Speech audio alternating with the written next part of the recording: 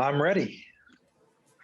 Let me call to order this meeting, the special hearing of the City of Bloomington Plan Commission for March 25th, 2021.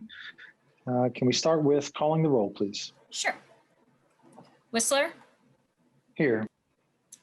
Let me see. I'm not sure if we caught. Just a second. Sorry.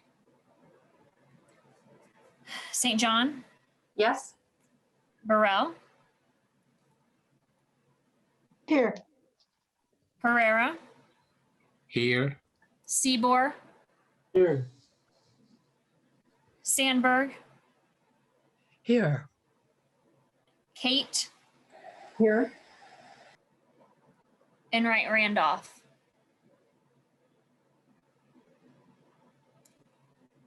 Here. And Kenzie? Here. Thank you. And then Cockrum is out today. Okay. So seeing that we do have a quorum, we will proceed.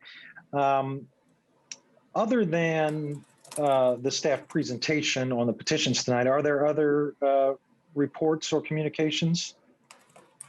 No, thank you. Any Unless Scott reports has one. I don't think so. Any reports or communications from commissioners tonight? Okay, seeing none, then we will we'll get things started. We do have on the agenda tonight 2 petitions, one of which I think we'd like to go ahead and continue. Our plan tonight is to get through as much as we can of ZO 0921, which are text amendments related to duplex, triplex, and fourplexes. The other petition is ZO 1021, the new zoning map.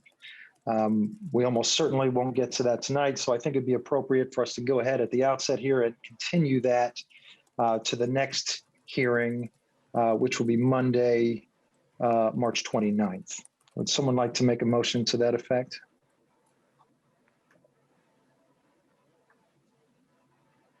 Yeah, I will motion that, I couldn't tell Jillian if you were about to do it. I'll motion that we move ZO-10-21 to the next meeting, which is March, what's the day on Monday, 29th? Yes. 29th. Second. Okay, we have a motion and a second. Jackie, would you call the roll on that, please? Great. Kenzie? Yes. St. John? Yes. Burrell? Yes. Yes. Jackie, I think you muted yourself. How did I do that? I don't know. Okay. Sorry. Thank you. Seabour? Yes. Gonna be along. Sandberg? Yes. Kate? Yes. Whistler? Yes. Great. That is continued. Okay, so that motion carries. That leaves us with just one petition on the agenda for this evening. That's ZO 0921. In our original plan, I think we had anticipated we might get all the way through this evening. However, we have had some amendments submitted prior to this meeting that we'll need to consider tonight.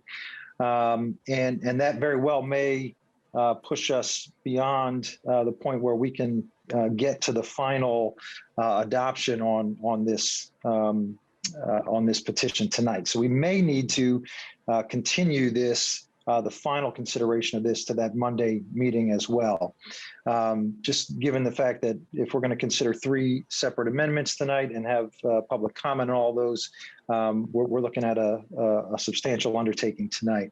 So I think what I would like to do in order to try to keep things moving is to suspend our rules to limit public comment on the amendments only to 3 minutes.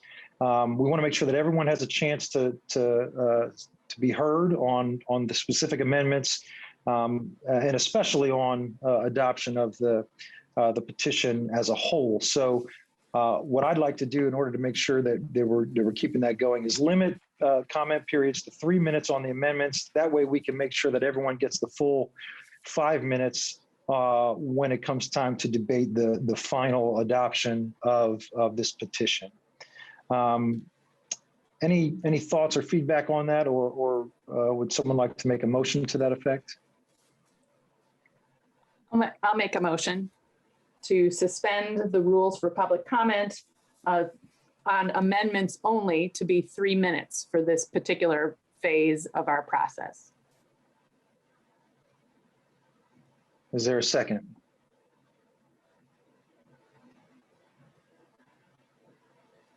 I second. Okay, we have a motion and a second. Jackie, would you call the roll on that motion, please? Sure. St. John, Yes. Burrell, No. Herrera, Yes. Seabour, Yes.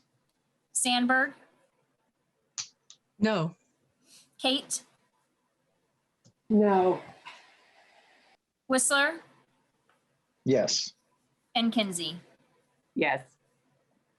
Okay, motion passes 5-3. Okay, so we will have, as I mentioned, 3 amendments to discuss tonight.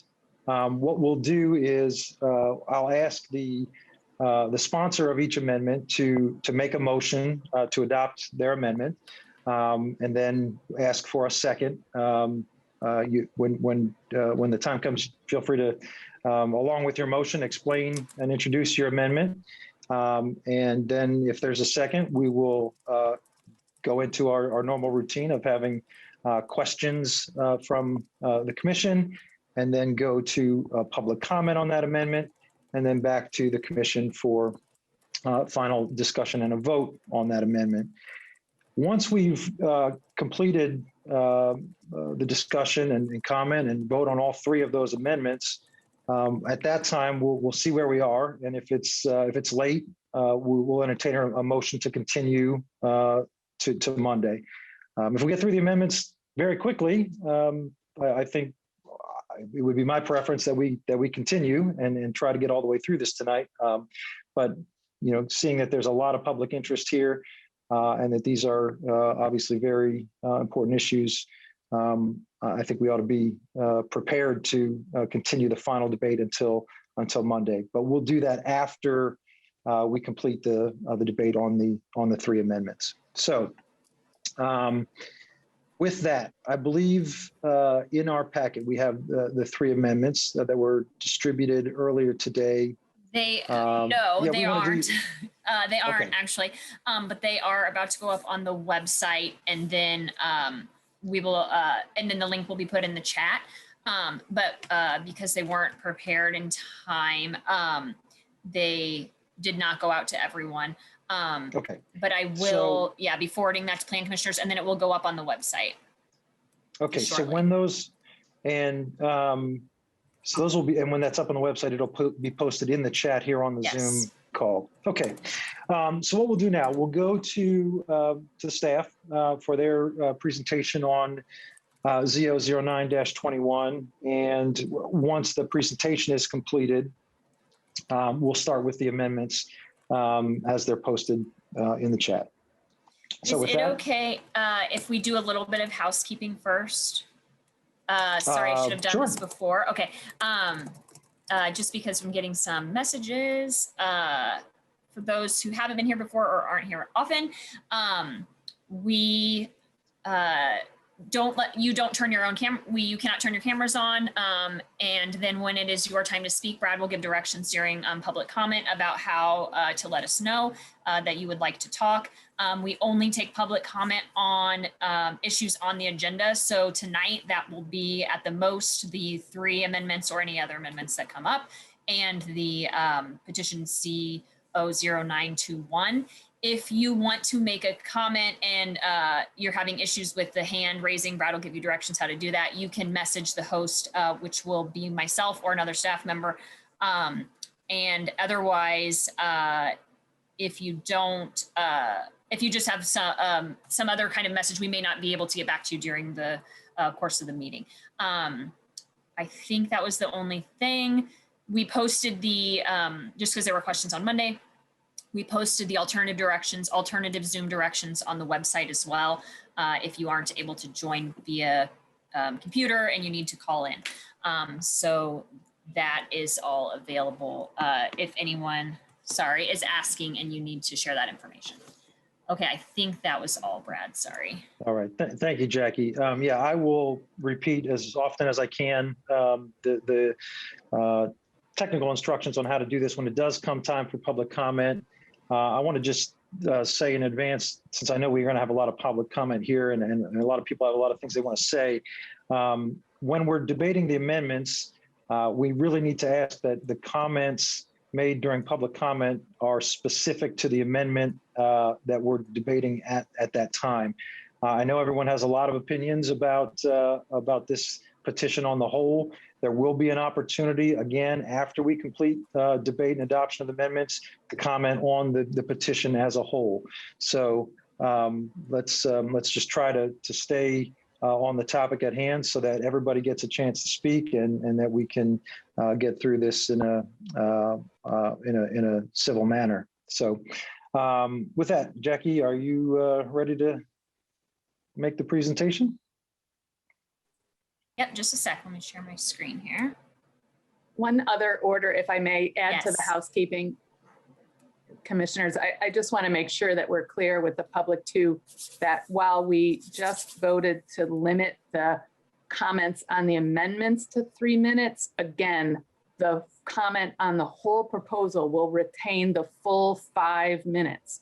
So we Correct. definitely don't want to shortchange the time that people want to dedicate to discussing the amendment or the whole adoption. It's just the amendments that we're shortening the time span on because we want to be really concise and specific to the topic of the amendment, just to be clear why that distinction is being made. Sure, yep. Thank you. Thank you. Okay, can you see my screen here? Move some of this out of the way. Okay. So welcome everyone. This is the Plan Commission meeting for March 25th, 2021, and we are going to be discussing Z00921, which is part of a package of 10 ordinances that staff has put together and bring forward to Plan Commission and then on to Council. Let's see. The information about the amendments have been posted to the website, so check the chat and if you need to see those. Thank you. Plan Commission has already seen 8 of the proposals, and we, as Mr. Whistler said, are going to discuss one tonight, and then we have the map to discuss next week. So it will very likely, the change will be amended that we may discuss this also on Monday and then either start the map on Monday and go into a later date, or not sure how those 2 days next week will shake out, but they are the 29th and the 1st. Okay, so the Z00921 is a text amendment related to 3 uses in the zoning code. Those uses are for duplex, triplex, and fourplex uses. And the proposal is to allow duplexes as conditional in the R1, R2, R3, and R4 zoning districts, and allow triplexes as conditional in the R4 zoning district. In the proposal, we also have use-specific standard amendments for the 2 uses I've already mentioned, duplex and triplex, and the 3rd use, fourplex. So you can see here on the left, this is the existing use table, table 3.1 in the zoning code now. And you can see that duplexes are conditional in the RE zoning district and permitted in the R4. And then we have in the R1, R2, R3, use-specific standard asterisks only. And triplex has the 3 same asterisks, and then the permitted in R4. And again, on the right is what we are proposing, conditional across the board for duplex. You will note that RE is removed. That is one of the other proposals that was seen earlier this week. So it'd be conditional in the R1, 2, 3, and 4, and then triplex would be conditional in the R4. Something to note here, the asterisk alone, as seen in the existing table, is not administratable. I'm not sure the word there. That is something that was done at council in the 2019-2020 update. And upon further review by the department and legal, it has just been found that we can't have boxes with asterisks and no notation of permitted, conditional, accessory, or temporary. So those will have to be, if the amendment is not approved as is, those will still have to be amended out. So as I mentioned before, just to reiterate what the actual change is, we would be adding duplex as conditional to R1, R2, and R3, and changing duplex from permitted to conditional in the R4. And changing triplex from the existing permitted to conditional in the R4 as well. We are also looking at some use-specific standard changes. And so here you have the final proposal for use-specific standards for the duplexes. We are proposing to remove 4 provisions that are currently in code. Those 4 provisions are, the first is related to how the property was previously zoned, and then the regulation is different for duplexes dependent on how the property was zoned in the previous UDO, which is problematic and not easy for the public to understand, not easy to administer. And so we are proposing to remove that. There is also a provision related to attempting to regulate addition size based on whether or not demolition permits have been pulled within a certain time period.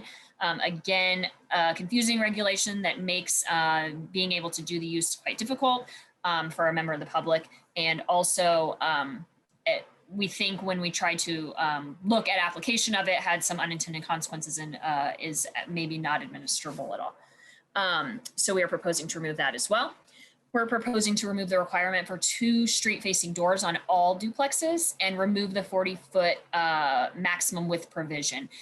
We heard last time that this was discussed in the 2019-2020 update, that while the 40-foot maximum may work in some areas of in historic neighborhoods, that would not work in other areas on the east side of town. So we are proposing to remove that and have the other development standards on the lot that will still exist, including impervious surface coverage maximums, and setbacks, and build to lines denote where the building could go as with any other use.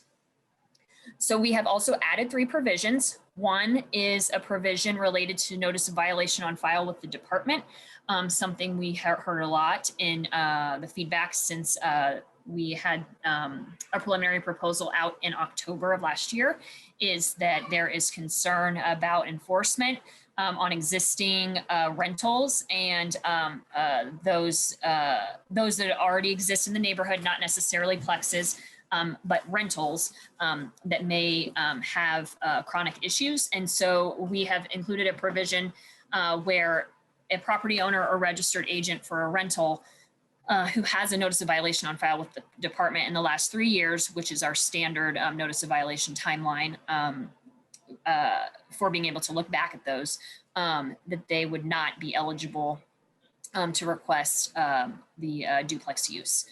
And then we would be including a provision related to street-facing doors, but the provision would be different than what's in there now, that any newly constructed duplex would be required to have the 2 street-facing doors that is in the code now, but that any remodels or conversions just need to have a minimum of 1 street-facing door. So the idea of the street-facing door is compatibility with the other structures in the neighborhood. Obviously, if you have 1 street-facing door and you look like one dwelling home, then you are likely compatible in our largest single family neighborhoods.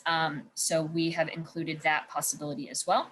And then the last is adding a provision that creates a 150-foot buffer around an approved duplex in the R1, R2, and R3 for a period of 2 years, so that within that time, no other duplexes can be approved in that particular 150-foot area. So this would provide some buffer around approved duplex uses so that they would be spread out in more of a way than otherwise if there was no buffer, obviously.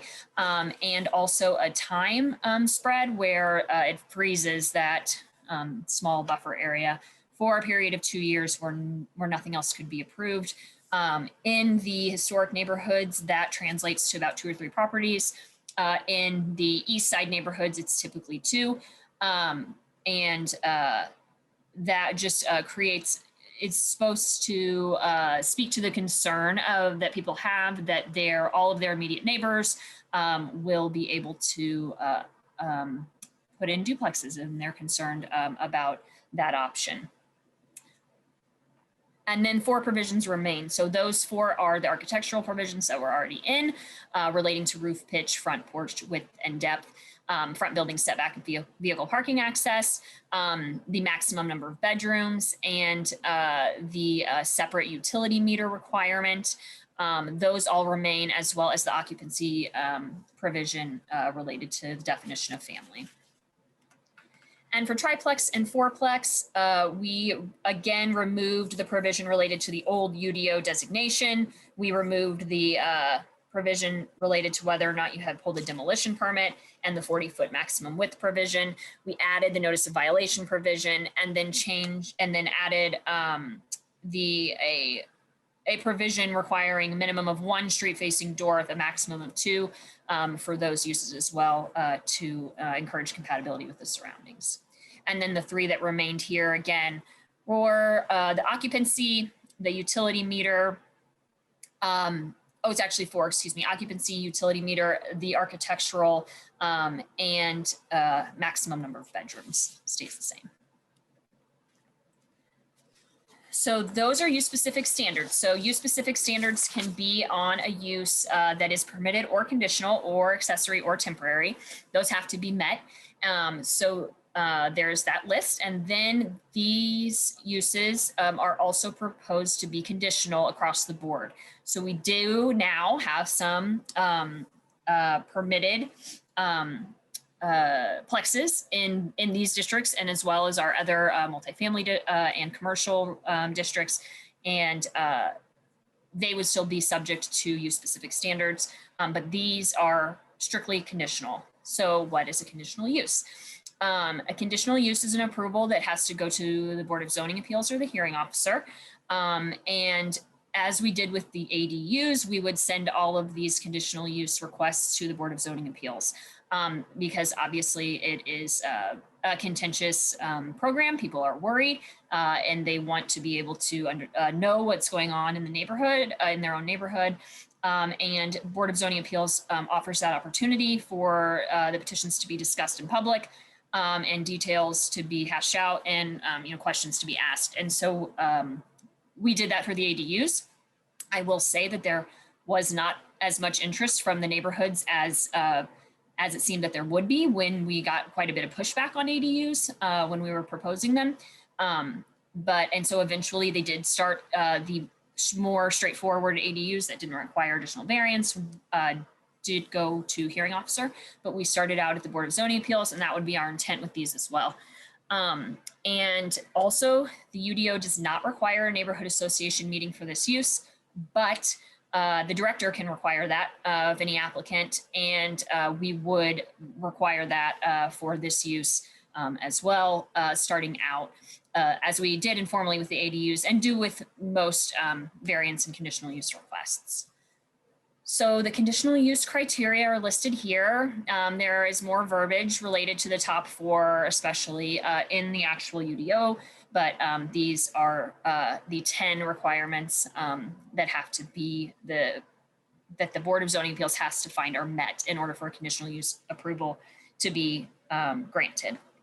So I want to make it clear that a conditional use approval is not a by right approval. The petitioner must demonstrate that they meet all 10 criteria to the satisfaction of the Board of Zoning Appeals.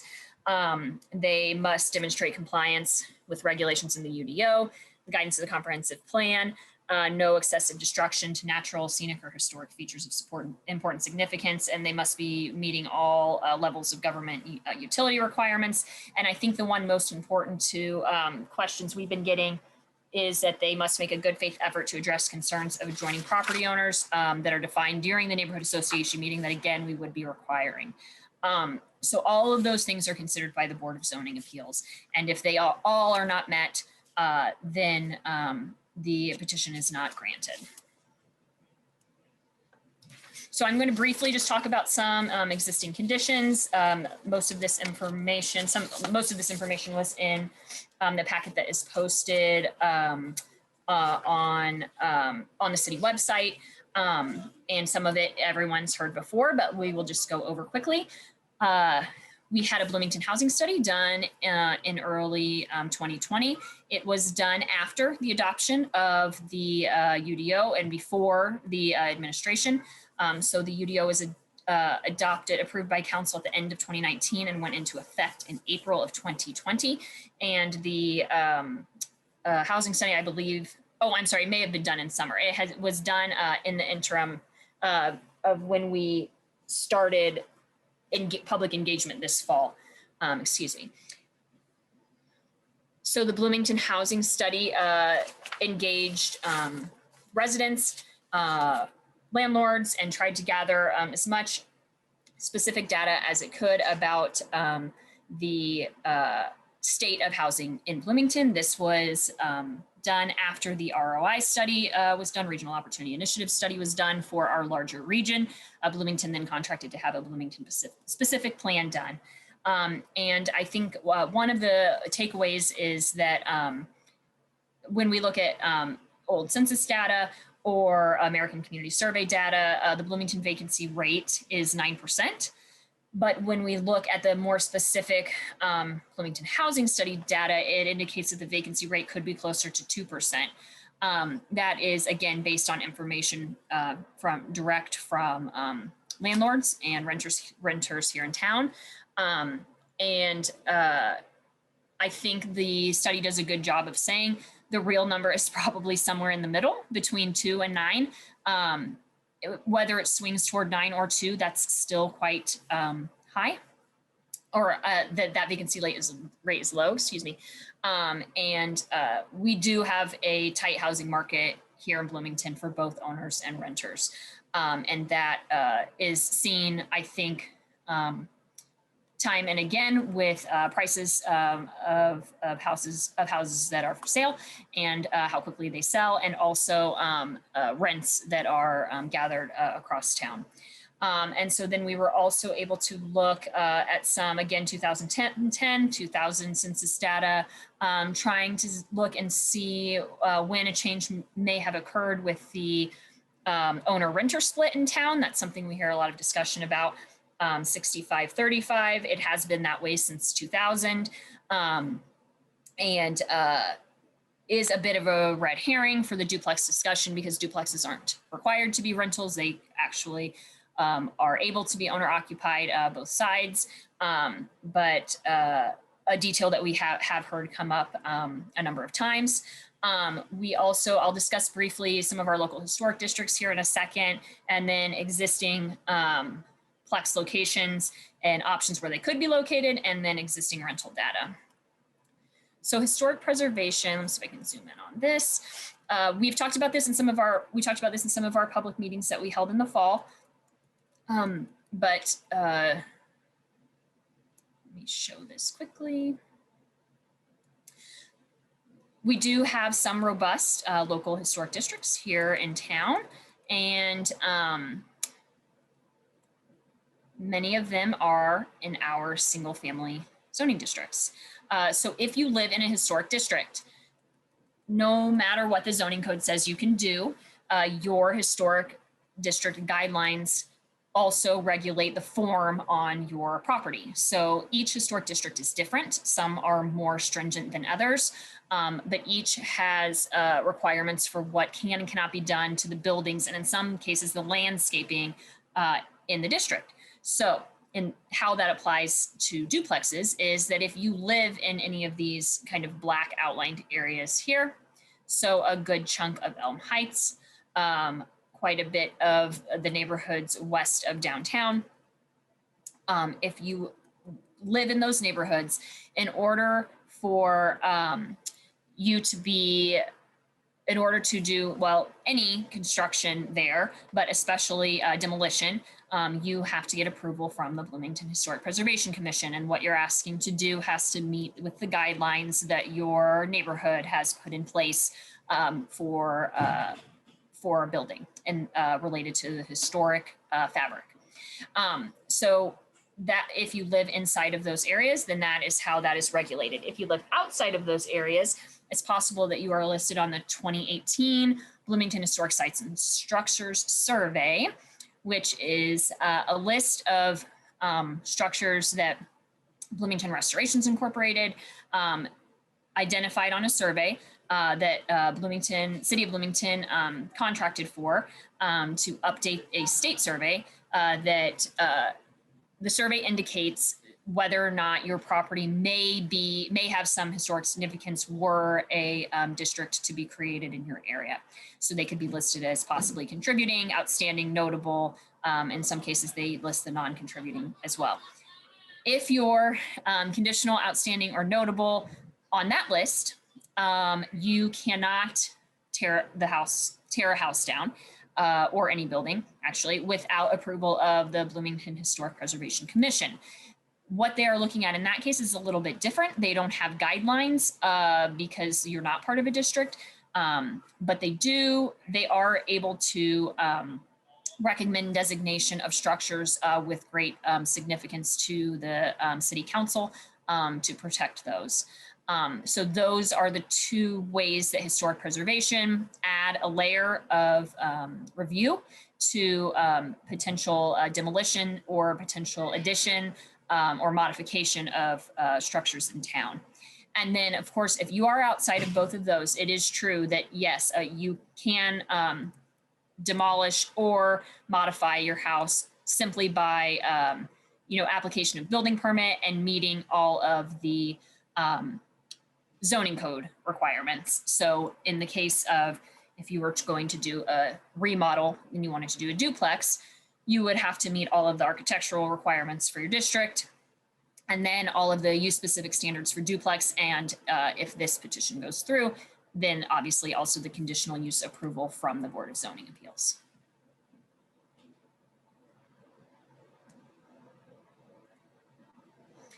Okay, so this map here on the right is for the second bullet point, but the first bullet point I will discuss briefly. Staff went through county and city data again. We did this in 2019, 2020, but on a much quicker timeline. This time we were able to physically look at all of these properties that were denoted either by the county or the city as possibly having more than one unit, and determine where existing plexes are located. The number is very similar to the number that we reported at that time. I will say this number is probably low. There were a number of properties that, for example, are registered with hand as one unit and could possibly be half of a duplex or something along those lines, that we did not were not able to look into. Also, we were conservative on those properties that meet the definition of attached single family, so that they look like a duplex from the road, but actually there's two properties there. They're each on their own property.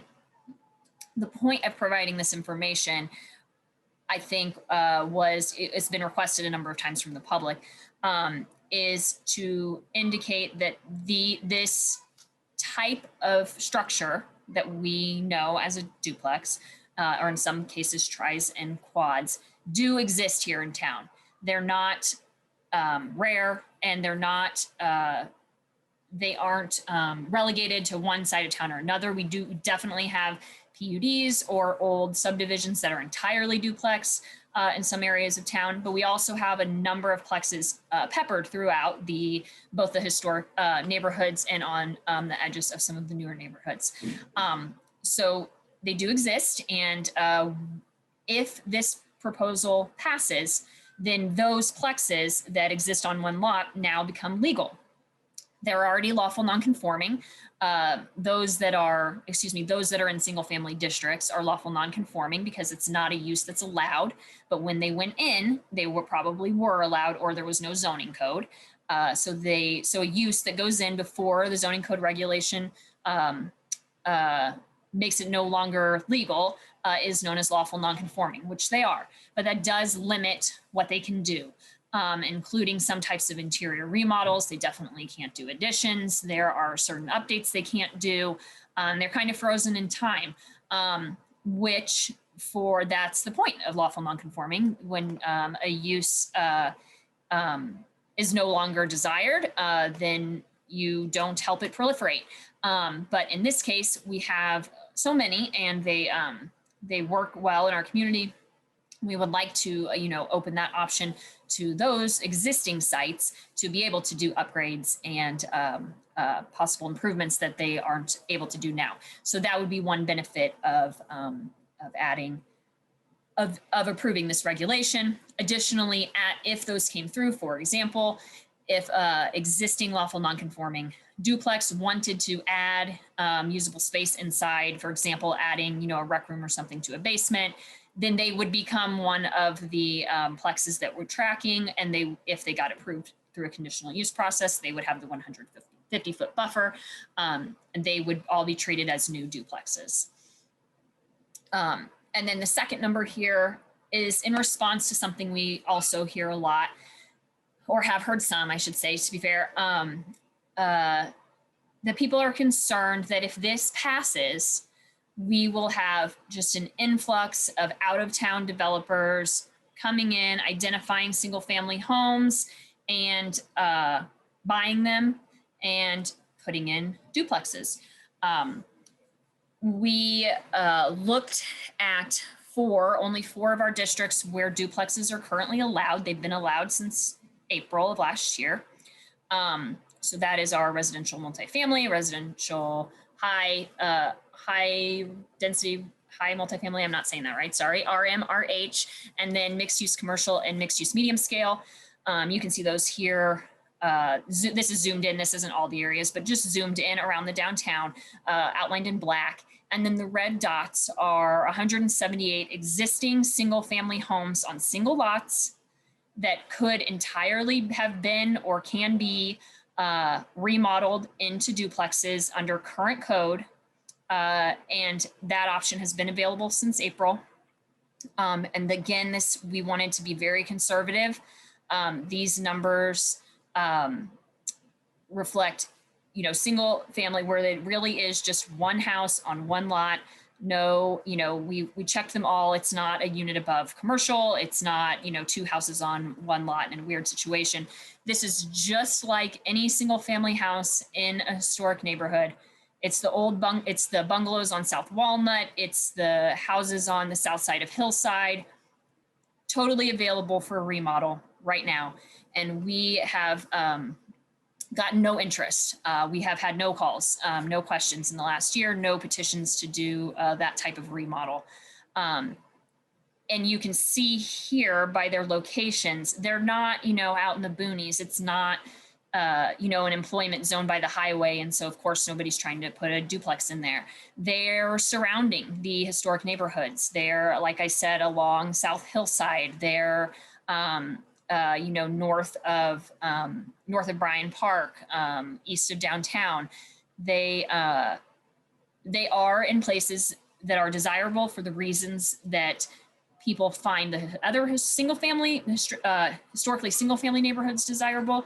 They're desirable for the same reasons.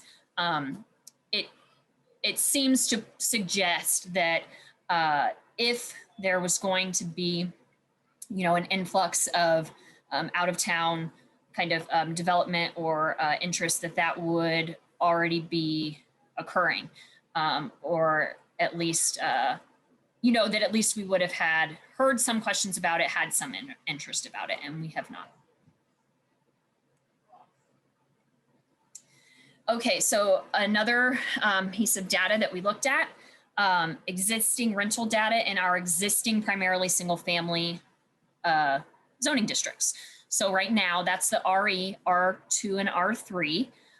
Those areas in some form are the areas primarily, excluding the PUDs that would be rezoned, are primarily the areas that will become the R1 through the R4 in the new proposed map. Okay, so they have 2,874 existing rental addresses in those three districts with a total of 3,588 units. So what we wanted to look at here again, trying to see, is there, trying to be able to respond to the concern that out-of-town developers are going to come in and, they don't care about the community and they will, buy whatever they can and put up the cheapest duplexes they can. Largely we hear for students. So we looked at who owns these properties. So of the 2,874 rental addresses that we looked at who has, of the owners, which owners have Bloomington addresses. And we tried to group them. We grouped them as best we could based on, name, if there was a middle initial on one and not on another, but they had the same address, grouping in those types of situations when we're looking at the owners. But that 63% of that number of 2,874 have owners who have addresses here in Bloomington. So 60%, 63% of the addresses and 67% of the units are owned by people whose owner address is here in Bloomington. Now that can mean different things. Obviously we have, rental agencies here as well. Obviously we have rental agencies here as well.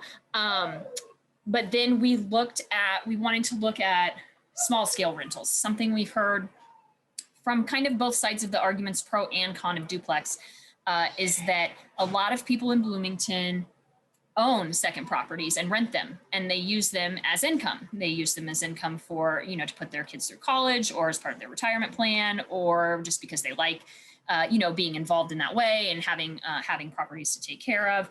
And so what we did was we looked at owners of the rental addresses. Again, this is in our primarily single family districts, and properties or addresses that are owned by someone with a Bloomington address who owns 5 or less properties. So small scale, not your property manager, but your neighbor who has, a handful that they are in charge of. 51% of those addresses are owned by someone who is in Bloomington and owns 5 or less rental properties.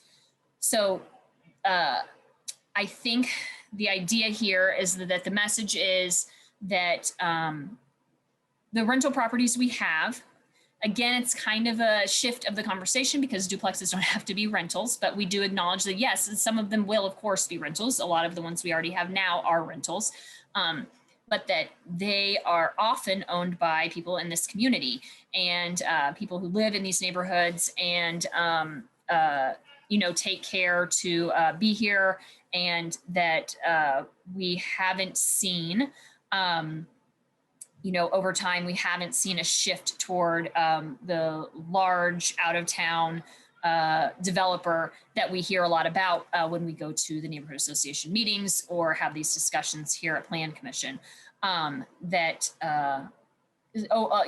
Slightly over half of all of the rentals in the primarily single family districts are owned by someone who owns a handful of rentals here in town, as opposed to a large group in town or otherwise.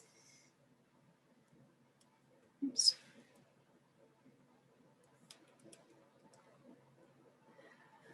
Another concern we hear, I'm sure you've all seen and heard, is that adding the potential use of duplex and the triplex and fourplex is an attack on single family in Bloomington. So we want to give you some data about where single family is allowed and what it is now currently, and then discussing what we're proposing to change it to. So currently, of non-institutionally zoned land, so that's excluding IU and some other government properties. So all of the other land in town for everything, 51% of that land is zoned in one of our primarily single family zoning districts or part of a single family plan unit development. And if you look at that on a parcel basis, it's 73%. 73% of the parcels that we have in Bloomington that aren't dedicated to IU or another institutional use like government or like some of our religious sites are zoned institutional. 73% of those parcels, we have decided as a community to say, these are for single family only. And one other use is allowed on some of those parcels in the straight zone districts in the RE, R2, and R3, and that's the cottage development. That's a use that came in around the time of ADUs. It's a great idea. It's a really neat use when you see it utilized in other places. The way we included that regulation through council was to require that you couldn't build more houses in a cottage development situation than you could regularly based on the minimum lot size required in the zoning district. So the only benefit to doing it is that you don't have to subdivide. You still have to have exactly as much land as you would to build 3 houses to do a cottage development. But now you have to put in, parking on site and open space. So really you need more. So that regulation isn't quite working out the way that we'd like it to. Is something we probably need to revisit at some point, but is definitely not a more friendly version of single family and is the only other residential use allowed in our RE, R2, and R3 areas other than single family on 73% of our non-institutional parcels. That's a very large percent of this community where we're saying this has to be single family. And so that's zoning. That's single family, primarily single family zoning. But single family uses, the use dwelling single family detached is also very well represented in town. It's permitted in 14 of 18 of our zoning districts. Not conditional, never limited, always permitted. If a lot exists, you can do single family on it. In some of these districts, you can create lots, and some of them you can't. But if there is a lot there, you can do a single family house in 14 of our 18 zoning districts. The only ones that are excluded are institutional, downtown, employment, and parks and open space. So single family is allowed almost everywhere. It is the primary use on almost 3/4 of our land that isn't set aside for government use. And we're proposing to not change that. All of that's going to stay the same. All we're asking to do is to add another use, duplex, to say that if someone wants to build a duplex on a lot that had otherwise only been allowed for single family, that is an option. It is a use that used to be allowed in Bloomington pre-1995, and we are asking that it be considered. It's not a mandate. It would be held to the same and stricter requirements than a new single family house is built to. And we think making that switch, allowing that to be an option is more in line with our wider community goals of offering housing equity, trying to stop sprawl, trying to decrease our environmental impact, If we don't allow more units in places where units already exist, they have to go somewhere. We are growing. We've been growing at a steady pace for a long time, and that is not likely to stop anytime soon.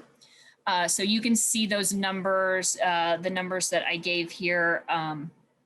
This is the 51%, I believe, shown here on the map. So everything in yellow, Ryan, correct me if I'm wrong, is the single family, and everything else is everything that's gray is institutional, and everything that is the kind of blue color are our other districts. And again, just to point out, those blue zones, I believe some of them also allow single family. They're just not strictly single family.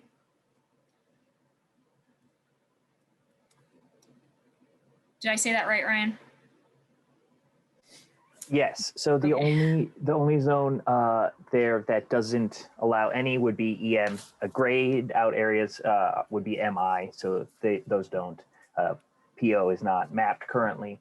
So the EM district doesn't allow anything, and then the MD district downtown allows only attached single family. Oh, perfect. Thank you. So I'll briefly put some of these up here. We talked about the comprehensive plan at length in 2019 and 2020. The comprehensive plan is a guiding document. There are a number of items in the comprehensive plan that contradict one another. We have competing goals. We talk about this often at Plan Commission, I would say, where we say, there may be, for example, a housing goal that's being met on a project, and then an environmental goal isn't being as met as we normally would. We have to weigh those, and I think the comprehensive plan does that as well. It has a framework for all of the things that we're interested in doing, and then we have to be able to compare those policy by policy, project by project, to determine which is best to meet the overall overarching goals of the community. So. Smart growth strategies for future development and redevelopment.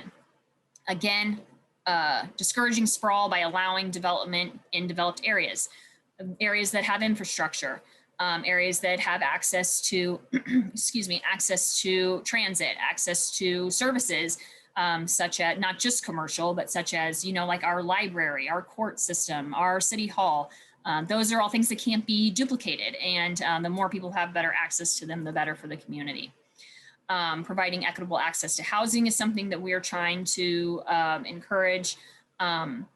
Meeting our population growth needs through housing that should be expanded. And it's just part of, a set of options. We would just like for there to be more options. So much of our land and area is dedicated to one option, that even just adding one more option is really just an incremental step to allowing the possibility for more units in Bloomington. We should also be encouraging diverse housing types. So we've talked about, we have added the dwelling type live work. We have, of course, added the mixed use student housing district proposal in the map. The text is obviously already in the code. Looking for different ways to have different types of housing available to people, and Plexes is one of those that we think is appropriate. Again, living options for people across the community in different life circumstances. For some people, not having a car isn't a choice, and maybe it should be if we're trying to have a greener and more sustainable community. Developing in areas that are already developed can help us meet that goal. So you have seen all these. Just as a reminder, while a lot of people will continue to want to have single family housing, it's still going to be an option. So that's great. We have a lot of it, and we have a lot of land dedicated to it.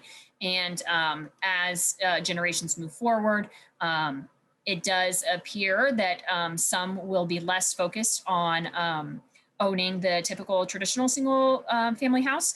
But that will still be an option for everyone. And adding duplexes would just be an additional option.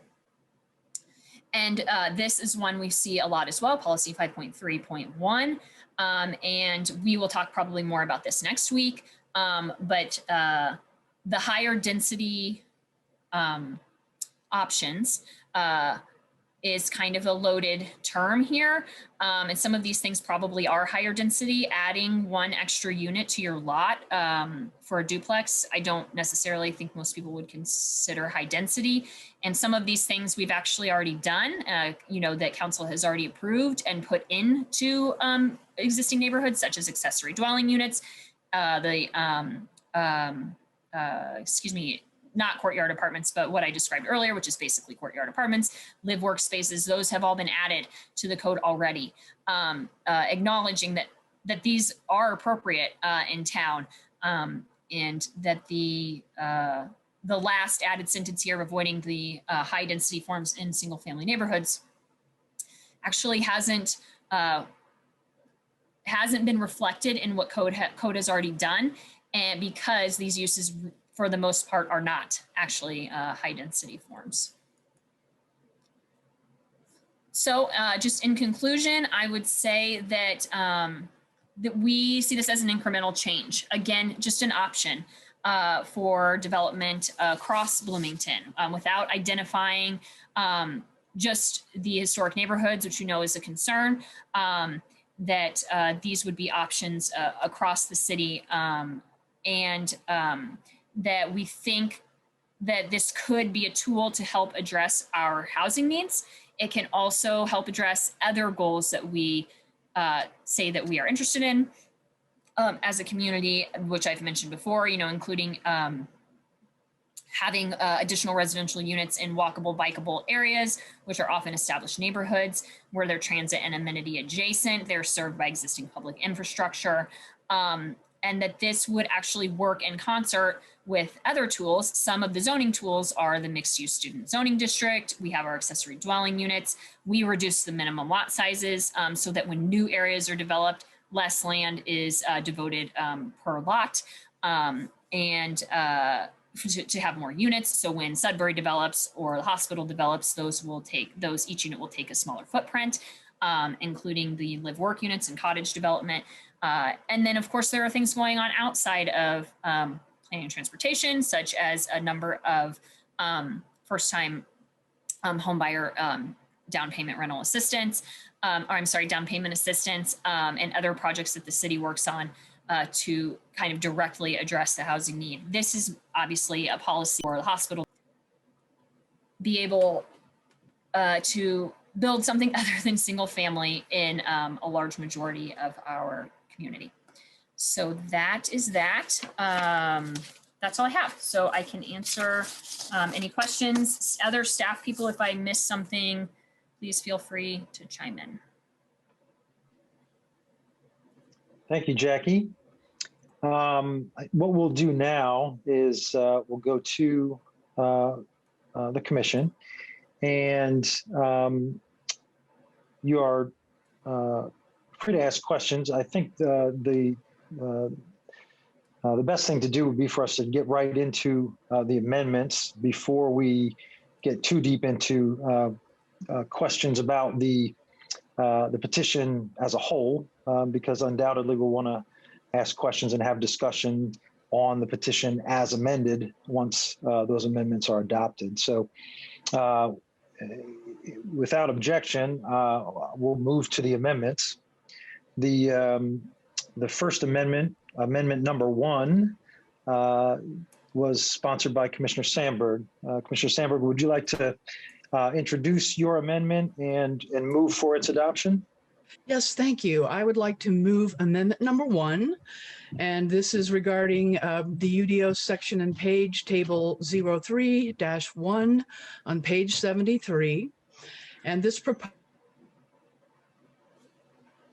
proposal removes duplexes as a conditional use in R1, R2, R3, and R4.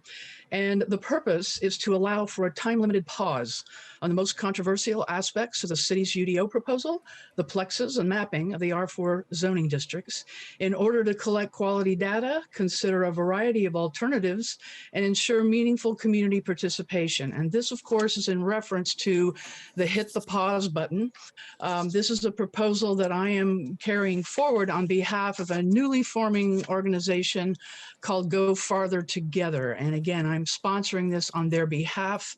And many of them who are here tonight can be eloquent spokespeople for their concerns and why they wished me to bring this forward. Thank you. Thank you, Susan. So there's a motion to adopt amendment number 1. Is there a second?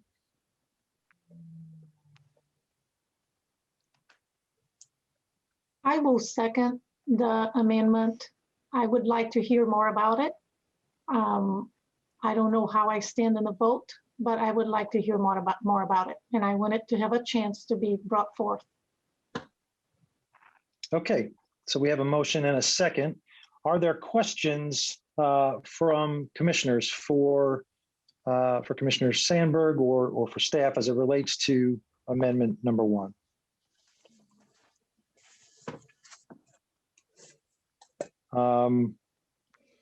Jackie, it might help. Oh, yeah, there we go. I was going to ask if you could stop the screen share. Sorry, I got can't it stuck behind something. Sorry. I can't really see who's wanting to be heard with the screen share on. Okay. So are there any commissioners who have questions for Commissioner Sandberg or for staff relating to Amendment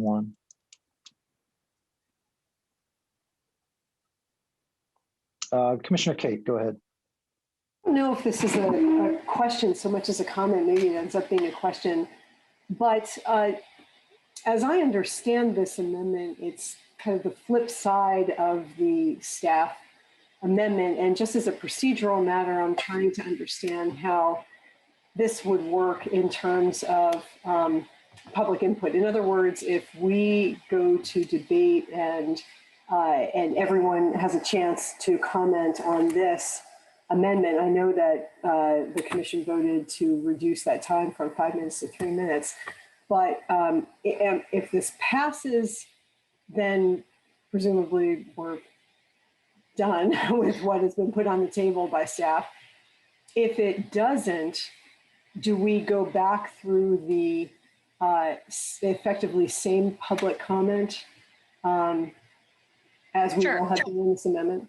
I can speak to that a little bit. It actually doesn't nullify entirely the staff proposal because it doesn't address R4. So, and it doesn't address the use specific standards, but that's more of a, we could do that after potentially at council. But I believe in Planning Commissioner Sandberg, and correct me if I'm wrong, but what this proposal is saying is that no duplexes in the R1 through R3, but yes, go ahead and change the permitted duplexes and triplexes in R4 to conditional.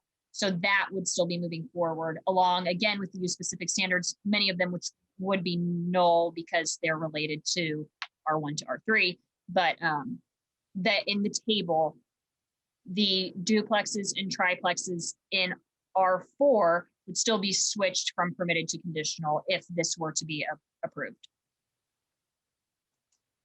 I don't know if Susan, if that's accurate. Thanks, Jackie. Mm-hmm. Well, my primary objective here is to, with respect to the constituents that have brought this forward to me to sponsor, is to hit the pause button. Now, this is a document, it's a proposal that all members of the Plan Commission and staff have already received. And I don't know if it would be helpful if anyone has the link to that to put in the chat for members of the public that are here tonight review that proposal, but it brings up a number of objectives and a number of rationales for why we want to hit the pause button on discussing the duplexes in all of the core neighborhoods that is currently before us in this revision for a number of compelling reasons, not the least of which is over the past year, we have been in a crisis pandemic and individuals have not been able to meet in person or to express their views about any concerns they may have. The issue has been brought forward that not all neighborhoods are alike, and this seems to be a one-size-fits-all kind of proposal that doesn't take in consideration that density will have different impacts on different neighborhoods. There are just a number of reasons. And again, the people who are here tonight to speak on behalf of their proposal, the Go Farther Together group, will be able to address their concerns much better than I can here in this introductory statement. But I put it on the table as merely an opportunity for them to have the opportunity to express what their concerns are, why they want us to take more time limited. This is not to delay any decision arbitrarily, but to examine the data. Things have changed considerably since the time this proposal was initially brought forward in October of 2020. That was a little bit alarming to many of the people in the neighborhoods.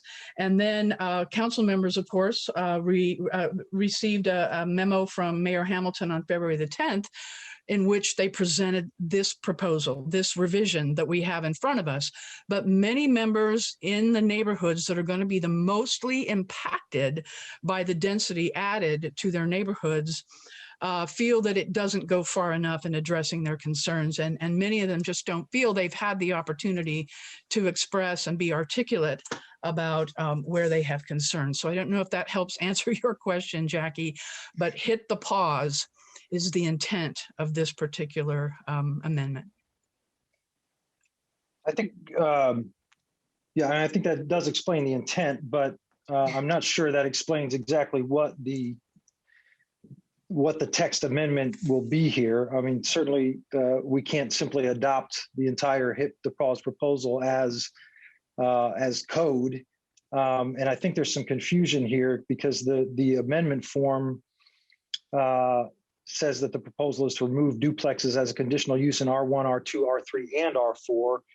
It's not really clear what that leaves in R4. Does it say R1 through R4, Brad?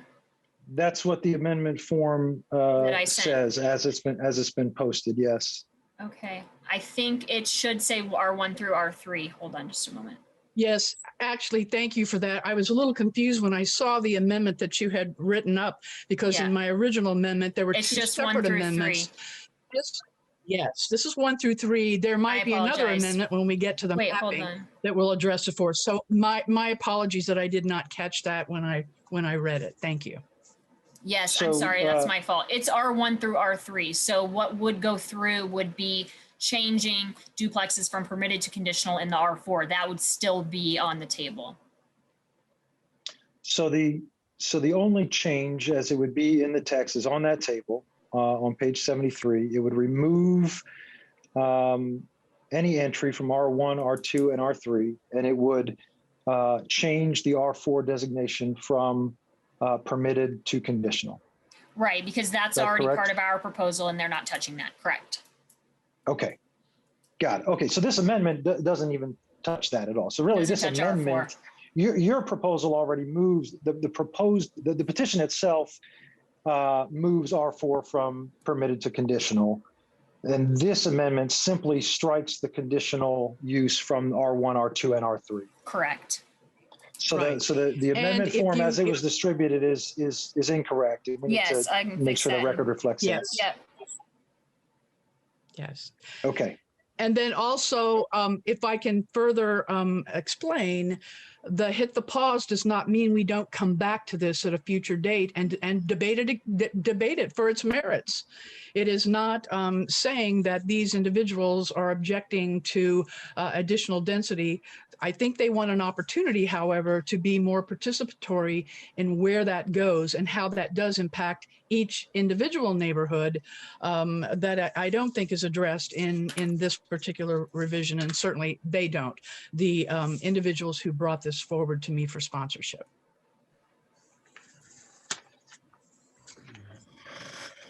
Okay, additional questions on Amendment 1. Commissioner Herrera. Right. So, Commissioner Sandberg, I have a question. So, the providing more time for more discussion would be discussion between which parties? I'm sorry, Israel, would be between which parties? Yeah. So the conversation would be between which parties if we proceed with stopping the button. right? The suggestions that have been made, and they've been quite a few recommendations from this proposal, are that it be representatives of the council, various neighborhood associations, mayor's office, so that a strategy can be developed for a timeline. Again, this is not meant to be an indefinite delay. It is meant to be time limited for a period of time to further evaluate the data that's been put forward, the changes that may have occurred during the entire disastrous pandemic year with respect to the impacts to the neighborhoods that this could very well present. This group has also conducted some surveys, and they have discovered some other information from neighbors in these neighborhoods that are going to be most impacted that could be relevant to allowing them more participation in the decision making as where the multifamily options go. They're not saying they're against them per se. They just want the opportunity to make sure there's more participation in the appropriate locations for multifamily structures such as duplexes. Yeah, if I can follow up, so the date would be, if this passes, would be arranged by the Plan Commission, or who would be the one in charge of putting together a date for a meeting with all the stakeholders? I think that is still a discussion to be had with the administration and with the the planning and transportation staff in conjunction with the neighbors who want to have more participation in the decisions as to where the duplexes are located. So I don't have a timeline for you. It was not presented in this proposal. And I don't know if all of you have had an opportunity to read it. There are some specific recommendations in that and some that are open-ended that obviously will involve the administration and the council and all the decision makers with respect to where are the appropriate locations for more density to be located. All right, Commissioner St. John, go ahead. Yep, thank you. So this is for Jackie. So if we were to pass this amendment and the conditional was removed from R1, 2, and 3, then we would be left with the table where R1, 2, and 3 has the asterisk. Right. Yeah, that would have to be addressed as well. Okay, which is the use specific standards, which I think I read in our packet is not something you can administer. Yeah, the way it is now is it's nothing. It means nothing. Okay. We can't use it. But yes, so we would have to then have a motion to either get rid of the use specific we would have to have a motion to get rid of that asterisk, and it would be cleaner to clear out those use specific standards that are only related to the R1, R2, R3. Okay. That wasn't part of the proposal, but that we would, yeah. Okay, thanks. I just wanted some clarity on technically what is being proposed here. Right, and I'll just be another question that came up that we will hear public comment on this one, here now 3-minute limited, and then a vote, and then move on to each amendment and hear public comment on each of those. And if new amendments are proposed, for example, if this does pass and then someone proposes, hey, we need to get rid of the asterisks, we'll hear public comment on each one tonight. And then if we get to the final real proposal tonight, we will hear public comment on that as well with the 5-minute limit. Does that make sense? That was a tangent, sorry. Okay, thank you. Thank you. Other questions from commissioners?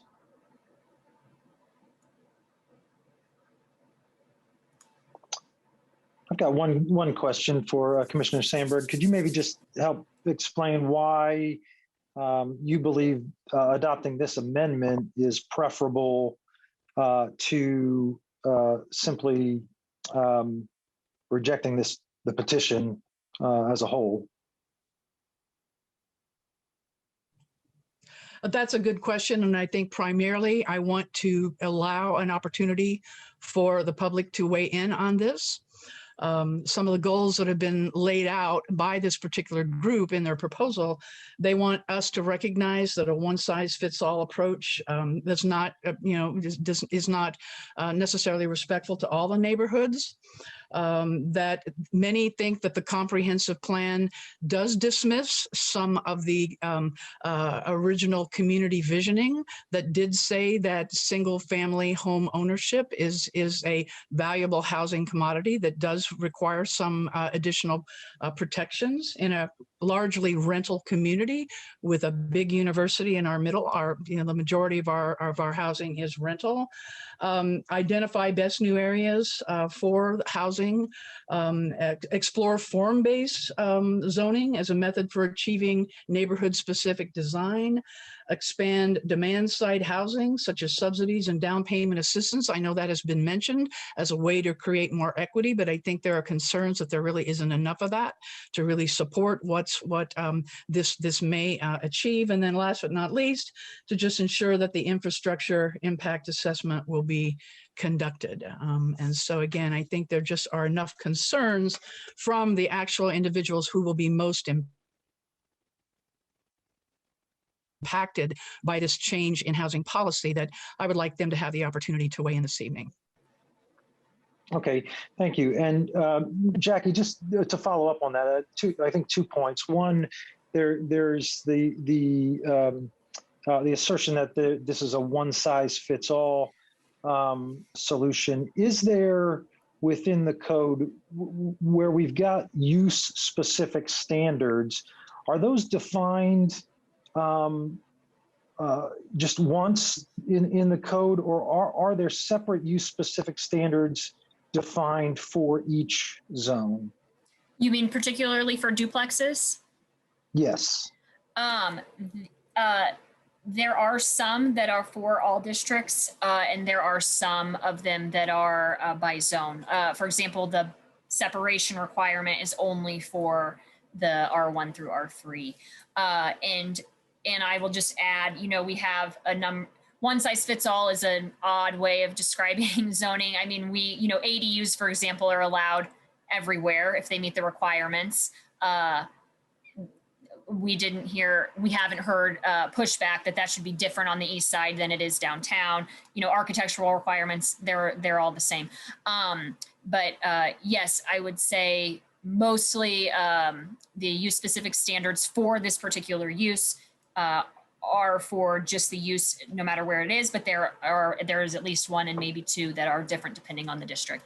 And of course, the tris and quads are only allowed in one primarily residential single family R4. So there's only one size there. Yeah, okay. And then with respect to the question about form-based code, I mean, there are a number of form-based restrictions in here, are there not? Yes. I mean, there are specific design and architectural standards for the duplexes. Am I correct? Yes, we do. So we already have architectural standards, right, in the districts anyway, and then we have additional architectural standards that do create a form that has to be built within for the plexes. Additionally, I mean, form-based code. The point of form-based code, ironically, and for this conversation, is that it's irrespective of use. So it's that anything that is appropriate for the area can go in that box if the form is agreeable.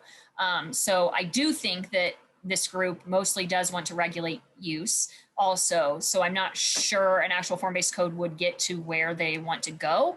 But yes, we do. We definitely have a form-based hybrid, a more modern code that does have form-based components to it. Okay, thank you. Are there any other questions from commissioners?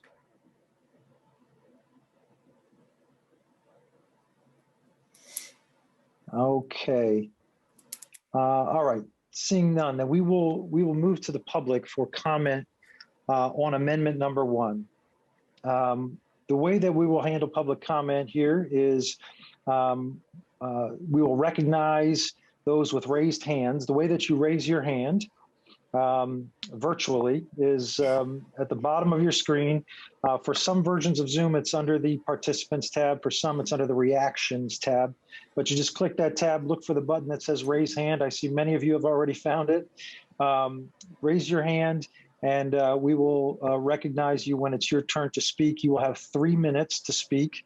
And please keep your comments specific to amendment number 1.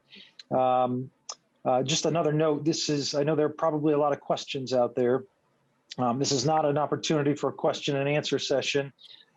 We simply can't keep the meeting moving if we're indefinitely going back and forth. That being said, we will take note of questions that are raised during the public comment, and we'll do our very best to make sure those questions get answered in our discussion following the public comment. So again, click one of those buttons, either Reactions or Participants. Click on Raise Hand. If you have trouble raising your hand, you can also just send a chat to one of the meeting hosts, and we'll do our best to recognize you that way. So with that, Jackie, would you like to begin recognizing folks Great. for the public comment? Yep, so I'm going to go in order here. Vox, you'll be up first, and then everyone will have 3 minutes to speak. So you can go ahead, Mr. Booker. Good evening, commissioners. My name is Vox Booker. I would like to thank you for your time and the incredible amount of diligence that has been paid to this issue throughout our community. I think it's disingenuous and somewhat disrespectful to say that this has been a rushed process. The city has spent a great deal of time and resources thinking this out well. To say that there's this new group that has formed that's asking for a pause, I think is also a disingenuous statement. I think we're seeing some of the same voices that we saw that had signs about Mayor Hamilton, please don't destroy our neighborhoods, now coming back and modifying their tone, which I think is a good thing. I think civility is always, excuse me, I think civility is always in the public interest. But it's really about the haves and the have-nots here. We have a lot of folks who are wealthy homeowners speaking about equity, speaking about basically who belongs in the neighborhood, who should be able to develop, what should be able to be done, which character should be maintained. And I think they are thinking from the standpoint of the present, when really planning ordinance are going to cover the next generation, and we should be looking towards the future. I think, once again, a great deal of diligence has been paid to this issue over the last few years.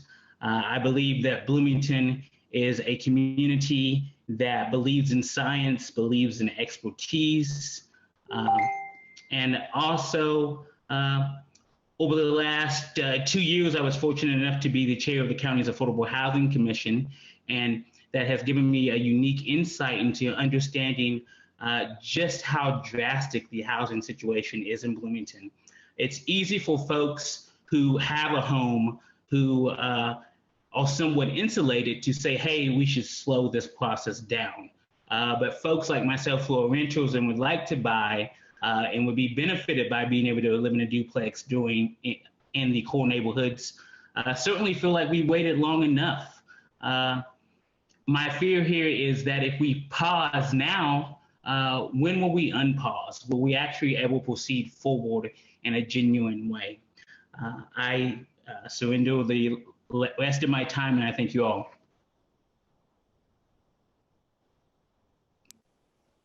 Thank you. Mr. Sturbaum, you can go ahead. Yes.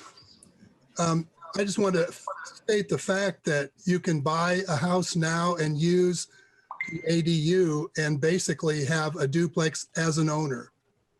And here's some facts about upzoning from someone who studied, participated, and legislated local planning for 45 years now. These make me ask you to pause to avoid making a major planning mistake. 1, upzoning won't create affordable housing. planners have admitted this publicly. In fact, it may have a negative effect on affordability. True affordable housing should continue to be pursued aggressively, but it has little to do with upzoning. 2, upzoning will actually increase the property values of most of the affordable neighborhoods, not decrease them, making them less available to local home buyers, but more attractive to investors to create even more people paying more rent instead of paying on a mortgage and owning house. This is just real estate. 3, upzoning directly contradicts specific language in the comprehensive plan that says single-family neighborhoods in the core should be protected.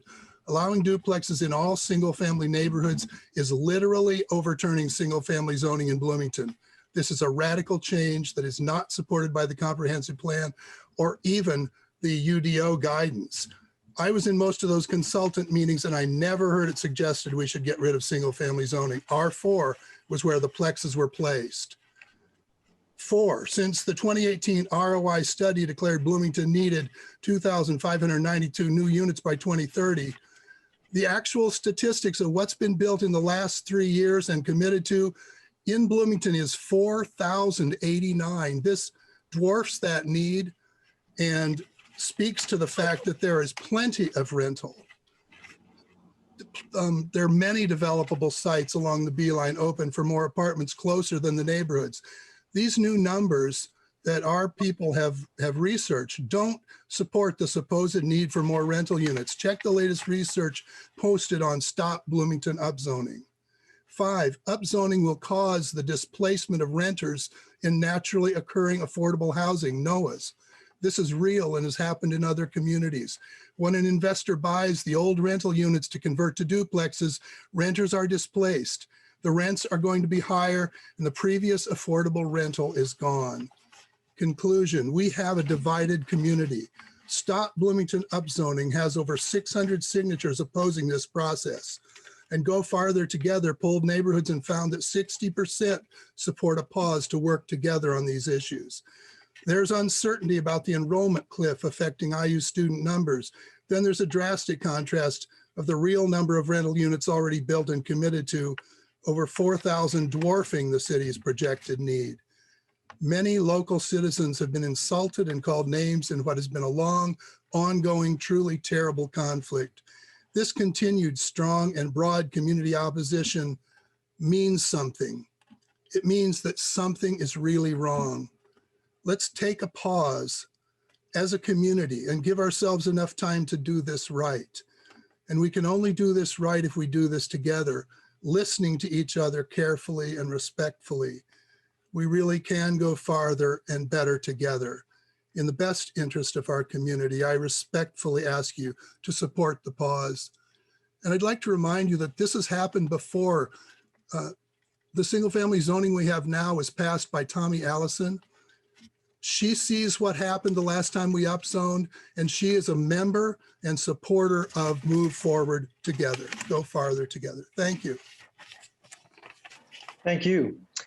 Before we go on to our next speaker, I just want to remind everyone that we are debating amendment here, not the entire petition. The amendment is to remove the conditional use from R1, R2, and R3. So I just want to ask everyone to keep your comments specific to whether or not we should remove the conditional use from R1, R2, and R3. We will have time after we adopt all the amendments to debate whether or not we should have adoption of the entire petition, and which can be a broader discussion at that time. Thank you. Great. MHC, you can go ahead. Hi, my name is Sarah Cahalane, and I'm a resident of the Waterman neighborhood. Thank you for letting me speak today. I've prepared a statement, so I'm just going to read it.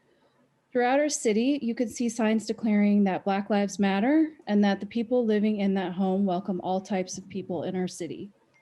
Many of these yards also have a contradictory sign stating that they do not wish to have their quote unquote neighborhood destroyed by zoning changes.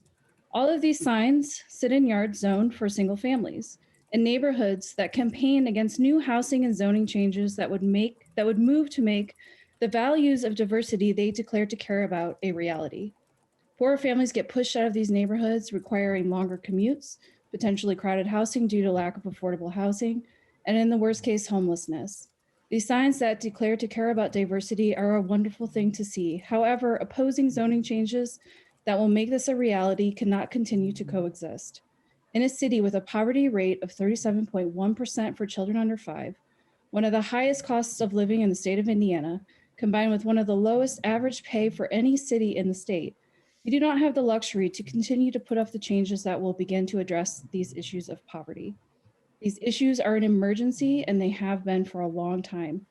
The longer these issues are not adequately addressed through systemic change such as inclusive zoning, the greater the economic divide becomes, and economic segregation will continue to grow.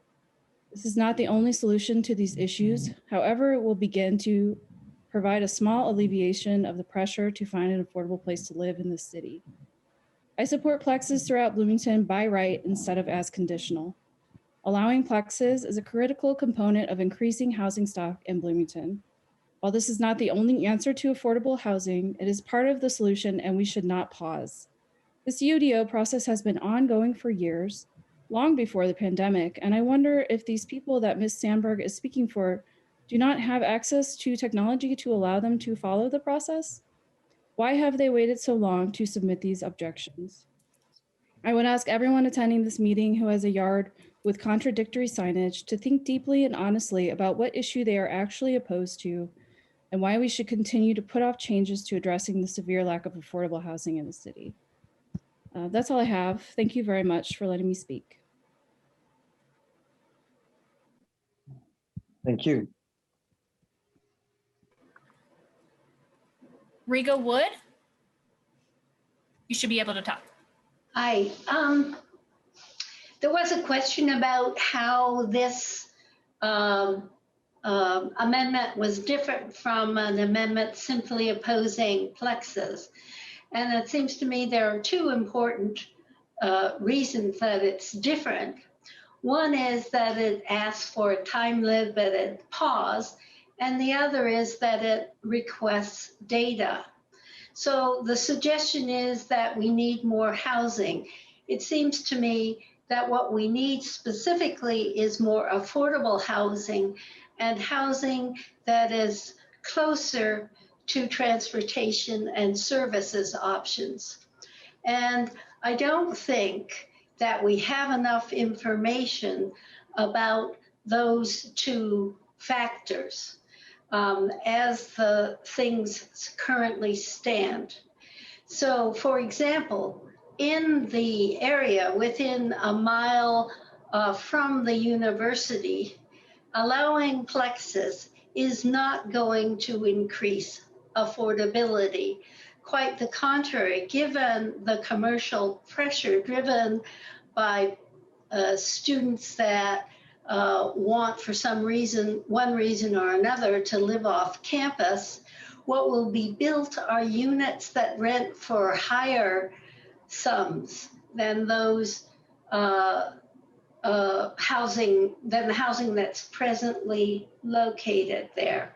So the aim of this amendment, as I understand it, is to allow us to get more specific information about which parcels are appropriately candidates for duplexes, triplexes, and so forth.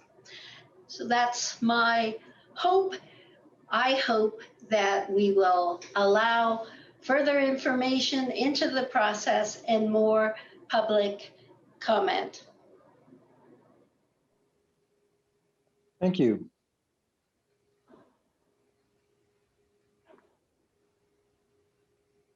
Jim?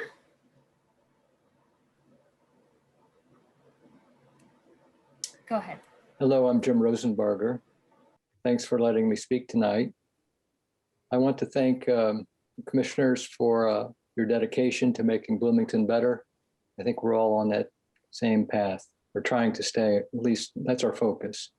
My wife and I have lived in Elm Heights for over 30 years. Both of our next door neighbors are student rentals. In fact, some musicians are just playing a concert tonight next door, so I can turn that on if you want to hear it. I'm joking. We are Yemsies, having said yes in my side yard, but we are also NIMBYs. I think the Plex amendment is the most significant proposed zoning change in Bloomington in decades. The amendment process has been long, but has lacked the kind of dialogue that is possible when working on a policy plan. Dialogue is very difficult when trying to understand long, complicated zoning rules. It is for me, and I think it is for a lot of residents. That's why the comp plans are valuable and should be respected.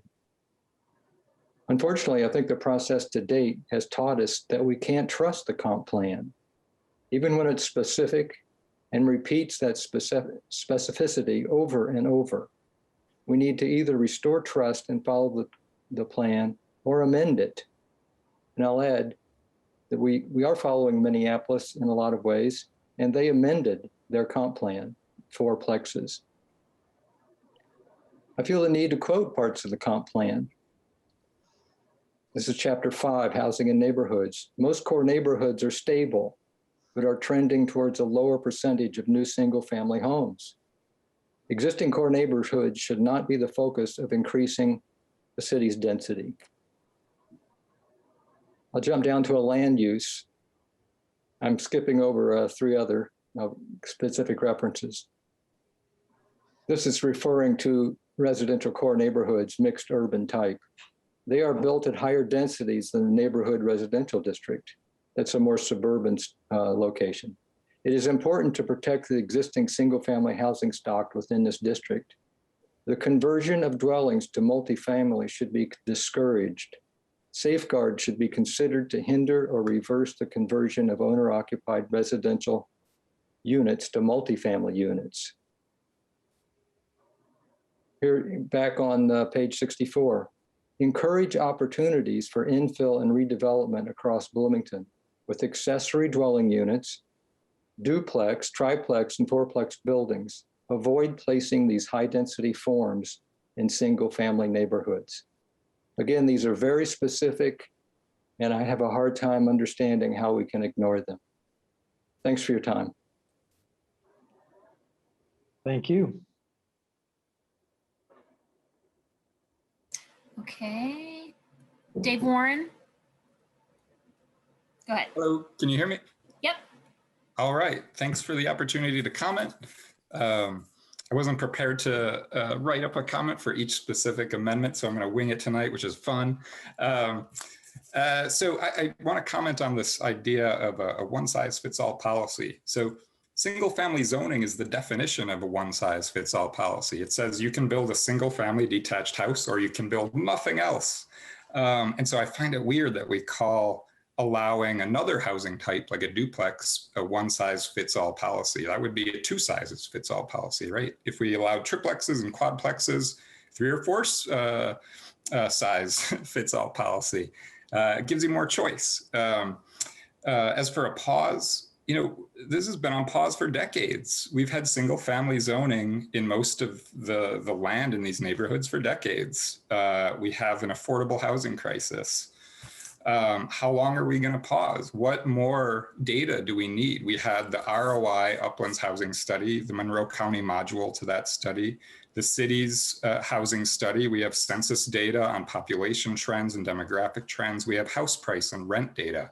We have a transportation plan. We have a comprehensive plan. We have the Bloomington and Monroe County Metropolitan Policy, Metropolitan Planning Organization plans. We are swimming in plans and data, and they all point in the same direction. And that direction is we need more housing.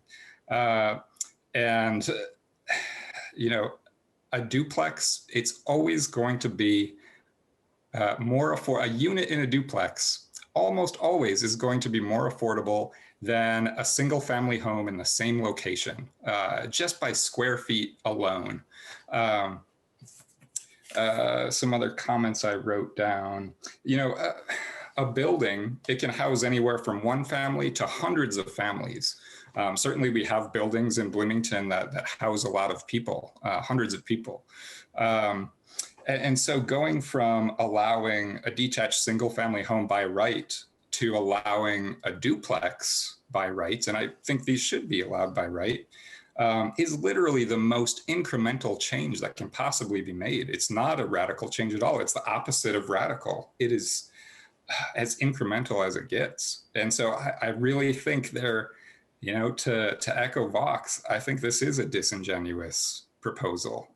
There's been plenty of time, there's been plenty of research, not to mention all of the highly trained and certified planners that work for the city. And so I ask that you tonight reject this amendment and hope you can find a way to allow plexes, at least duplexes by right throughout the city. Thank you. Thank you. Kathy Crabtree, sorry. Hi, can you hear me? Yep. I'm Kathy Crabtree. I am a homeowner in the near West Side neighborhood, which I believe is one of the neighborhoods that Commissioner Sandberg is calling the most impacted.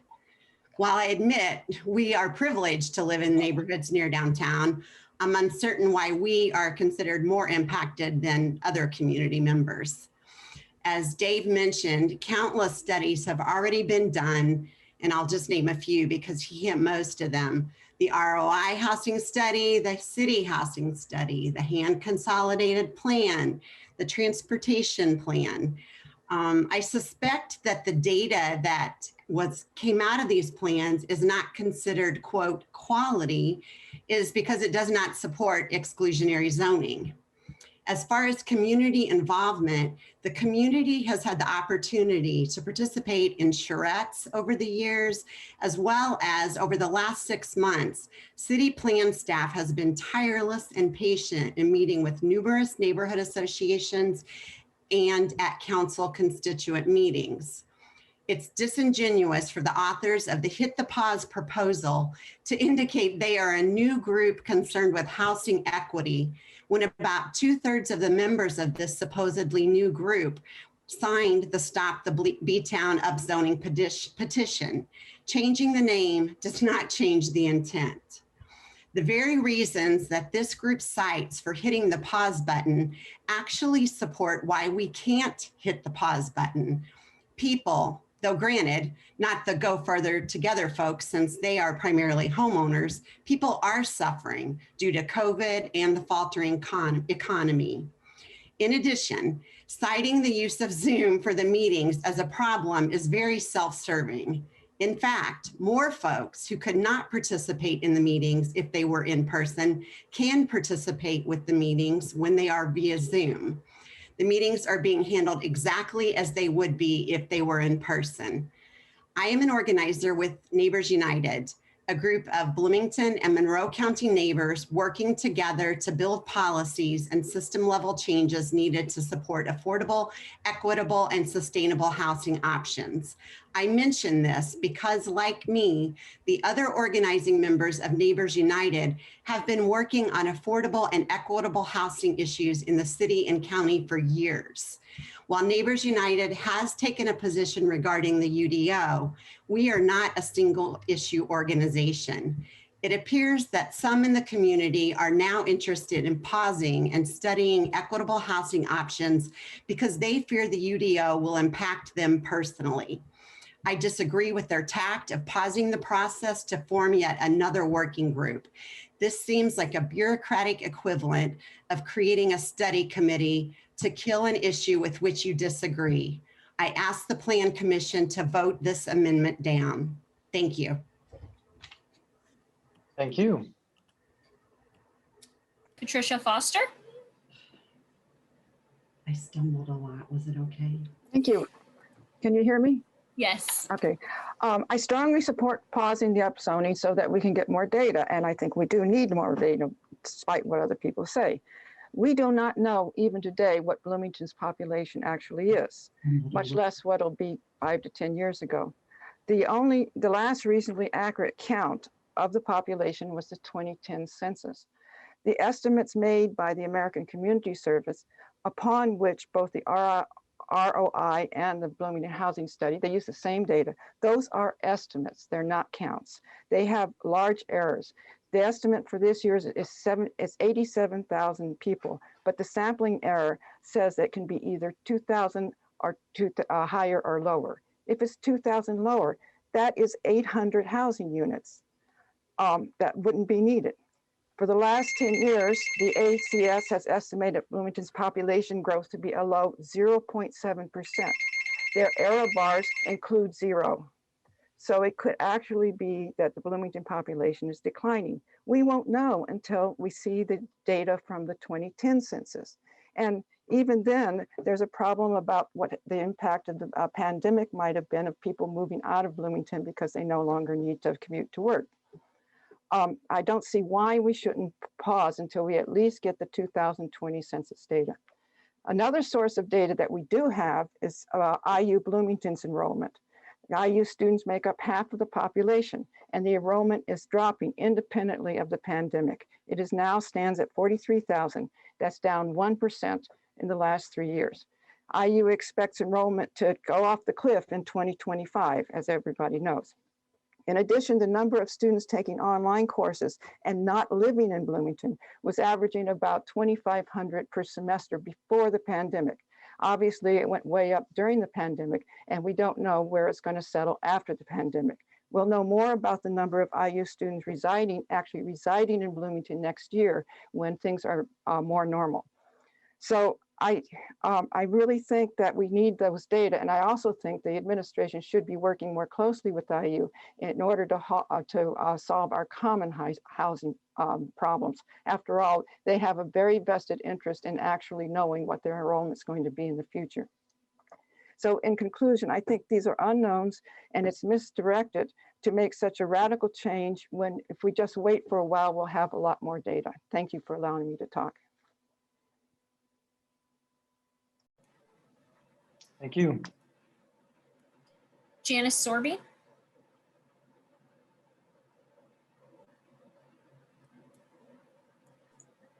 Hi, my name is Jan Sorby and I live in the Bryan Park neighborhood.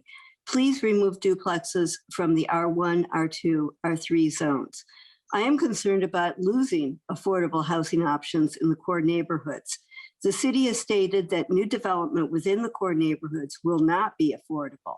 That said, upzoning completely disregards recommendations from the American Planning Association, which is listed on the city website as a source for adding plexes. The guide, the APA's guide says, the American Planners Association and its chapters and divisions recognize the preservation of the existing affordable housing stock is critical for protecting older owner-occupied and renter-occupied housing. These types of housing units are often the dominant building fabric and the largest source of natural occurring affordable housing in many inner ring neighborhoods. Incentivizing and or mandating the preservation of existing affordable housing is often the most sustainable way a municipality can ensure housing provision. In order to stem the loss of existing affordable units in gentrifying neighborhoods due to permanent removal, conversion to other uses, and rent increases, local jurisdictions should support the preservation or replacement of these units. Local jurisdictions should consider the impact of redevelopment proposals on existing neighborhoods, particularly with regard to the potential for residential displacement of low to middle income households. The core neighborhoods only make up less than 5% of the city, and they contain the most affordable housing in the city. Check out the median home value map on page 28 in the 2020 housing study that validates this fact. The upzoning policy is radical and incentivizes conversion of the city's most affordable housing stock into high-intensity rental use in neighborhoods that are already mostly rental. This ordinance undercuts best practices that the APA urges. The 3 unrelated law was passed because 4 unrelated people per house was destroying the core neighborhoods. What has changed? Nothing. This has been called an experiment, and it has been said that if the unexpected consequences happen, we will simply change the policy. However, a good experiment has anticipated outcomes, limitations, and ways of measuring success and failure. I've asked city leaders what the scale of success and failure for this policy are, but the only response I've received isn't honest. That's a good question. This is real life and focuses on neighborhoods that are entirely built out. Please consider a pause because this policy needs refinement. If this experiment fails, regardless of a policy change, we will all have to live with the consequences. Thank you for your consideration. Thank you. Herb Marks. Yes. I'm Herb Marks. I live in Elm Heights, and I'm urging you to support the amendment. Listening to the discussion just now, as well as to the planner's presentation, I was impressed at the way abstractions are being marshaled on behalf of added densification. And I think that they ignore the realities on the ground. This is not simply a matter of mathematics. It may be, I don't know the numbers, and apparently nobody does, but it may be that new housing is advisable and helpful in Bloomington. But the objective that you're hearing, the objection you're hearing is primarily to plexes in the core neighborhoods. But take Elm Heights, where I've lived for 31 years after having been chased out of the near north side because of increased dense student occupation. This is a mixed neighborhood with a very precarious balance of family and student rental. Once it starts to flip further, once it starts to tip, as was happening before Mayor Allison's implemented the current zoning procedures, you can't get it back. The plan without the amendment would not make more affordable housing. On the contrary, it put more pressure on cheaper properties, which would be converted to student rentals. What it's doing in effect is taking the rule of 3 unrelated adults and changing it to 6 unrelated adults. Any developer or any landlord would be happy to buy an inexpensive property if you could immediately double the occupancy. And we're only talking about the students on the lease. We have a zoning commission to protect the residents. The proposal as unamended, I think, would have the perhaps unintentional but irreversible effect of sacrificing the residents, benefiting developers and landlords. I think there are other ways to permit renovation of existing structures. The unamended proposal has enormous risks. It compromises, I believe, irretrievably what is very special about a city that we all love. I ask you again to support the amendment. Thank you. Thank you. Jarrett Alexander. Hi. Hello, everyone. Thank you for the opportunity to comment tonight. My name is Jared Alexander, and I'm a member of the city's Commission on Sustainability. I support plexes throughout Bloomington, including and most especially in walkable areas.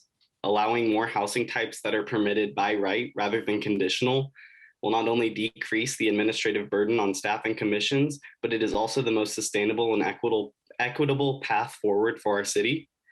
I, for one, would love the opportunity to welcome more neighbors, and while allowing plexes by right throughout Bloomington will not necessarily improve affordable housing by itself, it is a part of the solution, and we have to start somewhere. Having said that, I urge the Plan Commission to reject this amendment. We don't need a pause, we need a change. Thank you. Thank you. Jeff Richardson. Oh.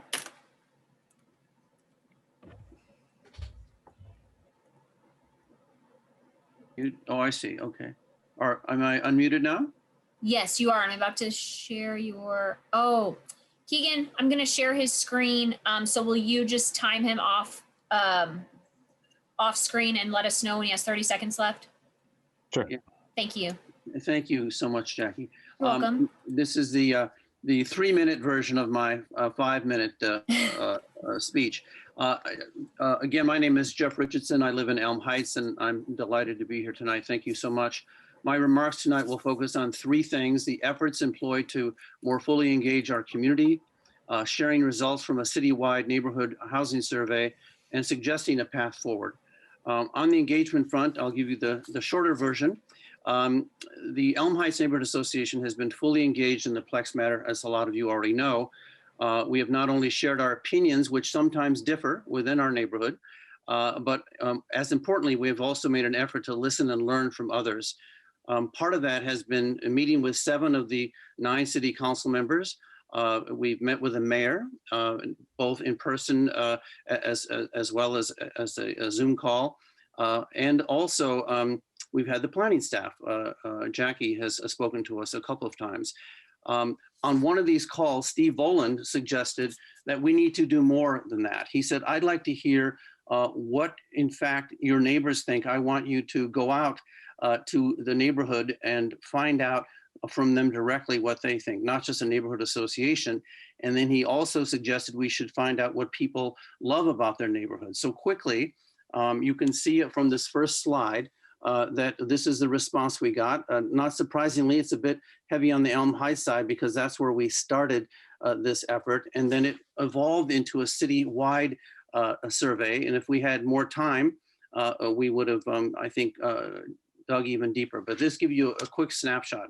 The next slide, please. We had 776 respondents. You can see here a lot of the people that responded had lived here for more than 10 years. And so that was weighted heavily in that regard. Most of them were owners, although we made an effort. And I can say in Elm Heights, we hit all 750 housing units here. Most owners, well, it's actually 56-44 owner renter. So we hit everybody, but we came up with mostly owner response. Next, please.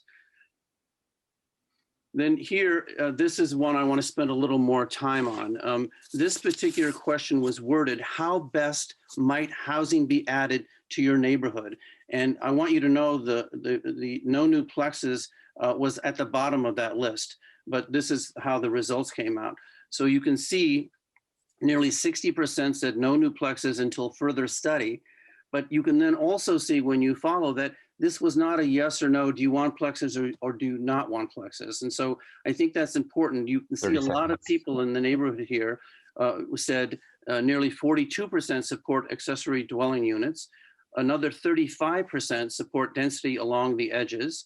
25% support new duplexes on vacant lots, and 22% support conversion of a home to a duplex. And you can vote more than once, if you will, on this particular question. So you had many people, myself included, who voted multiple times.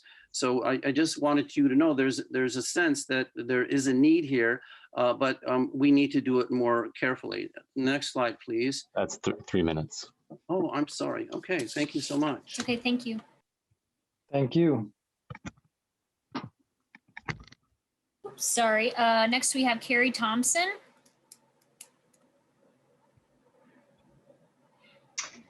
Good evening. My name is Carrie Thompson, and I'm an avid supporter of affordable housing. For 20 years, I led Habitat for Humanity here in town. And in the final years of my tenure there, we were the largest developer in Bloomington. I was a developer and home builder, but more importantly, that work refined my skills as a collaborative problem solver. I support housing density and affordable housing, and I ask that you remove the duplex use from R1, 2, and 3 until we get a proposal that targets a defined housing problem. The challenge since the outset of the zoning map design process is that the problem we're trying to solve together was never defined. The proposal in front of you now creates new problems without solving the old. There are several problems I believe need to be solved: the lack of affordable housing, need for more middle-income housing, and workforce housing. This map does not solve those problems. The problem it solves may not even be a problem. The zoning amendment to add duplexes creates more student housing. Bloomington has a housing economy which is vastly different from other cities our size. The majority of rental properties are paid for by people who do not live in them, parents of students. who have continued to prove their willingness to pay at rate increases which far exceed inflation. Allowing duplexes in residential neighborhoods without a cap will increase property values. A simple calculation on my own home shows I could secure more than double my total housing costs, even with a pay down on improvements included, by duplexing it. A rise in property value due to the zoning change will virtually ensure that no new homeowners except the very rich will be able to afford to live in neighborhoods within walking distance of university and downtown. If the Plan Commission is trying to solve the affordable housing crisis in Bloomington, this proposal squarely works against your goal as it appears now. There are ways to mitigate this damage and even ways to accomplish affordable housing by increasing density in core neighborhoods and elsewhere. But those solutions are complex and require deeper thought and more input to develop. Subsidies and income requirements are two of the possible conditions the Commission may consider in its amendments to meet affordability. If the problem we're trying to solve is housing for new professionals and other middle-income households and a high-density solution is sought, there are tracts of land in Bloomington which make a lot of sense for new development and infill. Bloomington has multiple commerce areas, not just one. Employers and retailers are located in several areas throughout the city. We have at least 4 vibrant commerce and employment sites. Our planning needs to reflect our community. To do that, the city should have the data to identify the problem and ideally have conversations in each neighborhood about how to solve the problem while retaining and increasing the culture and fabric of our treasured community. Such solutions are possible. On a smaller scale, I led such a process when Habitat created the Trailview neighborhood. Housing is personal and can therefore become contentious quickly. But the Bloomington I know and love creates solutions which are strategic and designed to solve complex issues with multifaceted solutions. I'm here tonight because I'm concerned about how duplexes are being applied to residential housing districts. I believe there are solutions we've left unexamined due to a process that has been responsive, but not collaborative. I ask you to pause the duplex text amendment in order to create solutions which solve the problems at hand. Thank you so much for your time and your work. Thank you. Jolie? Yes, thank you. This is Jolie. And I would just like to say infrastructure, infrastructure, infrastructure. That is something I have brought up at many meetings and via email and personally to city council members, one of whom chuckled and responded that costs money. I believe this is a crucial issue. And I have a couple of points. Number one, in June of 2008, we, and I'm talking about my household, suffered along with much of southern Indiana catastrophic flooding. Bryan Park, where we live, is a neighborhood without adequate storm drainage. It was inundated with rainwater. Many of us had damage caused by water coming directly off our city streets. Our household was visited by FEMA, and we were awarded a check which only covered a tiny amount of structural damage. In the succeeding years, the city has done almost nothing in response to the stormwater issues. Climate change models predict that we will be having more and more rain events like the one in 2008. 2, a great deal of our neighborhood is without sidewalks. Walking in the street can, especially at night, be a very dangerous proposition. We have many children and elder adults who are forced to navigate the neighborhood unsafely in the street. 3, many of our streets are without curbs. Curbs would channel some stormwater, but it would also make the street surface more structurally sound. I have a growing collection of blacktop chunks that have broken off the street. 4, narrow streets. Much of the neighborhood has streets that are of substandard widths for what the street is required to do. Moving traffic, vehicular, bicycle, and pedestrian. What will happen with an increase in population? With inadequate parking required for the plexes, will the streets become even narrower with parked vehicles and increased traffic? There's certainly more infrastructure issues, but I would like just to finish with this, that that first we need to look what an increase in buildings and population would do to these problems. And, you know, there are many theories, experimental theories, that fail to take in Bloomington's very specific demographic, a small city of under 100,000 with half of the population being transient students. We are your neighbors, your friends, your allies. Pause this upzoning and work with us to find equitable, reasonable, and real solutions to affordable housing and increasing density. Thank you. Thank you. Russ Skiba?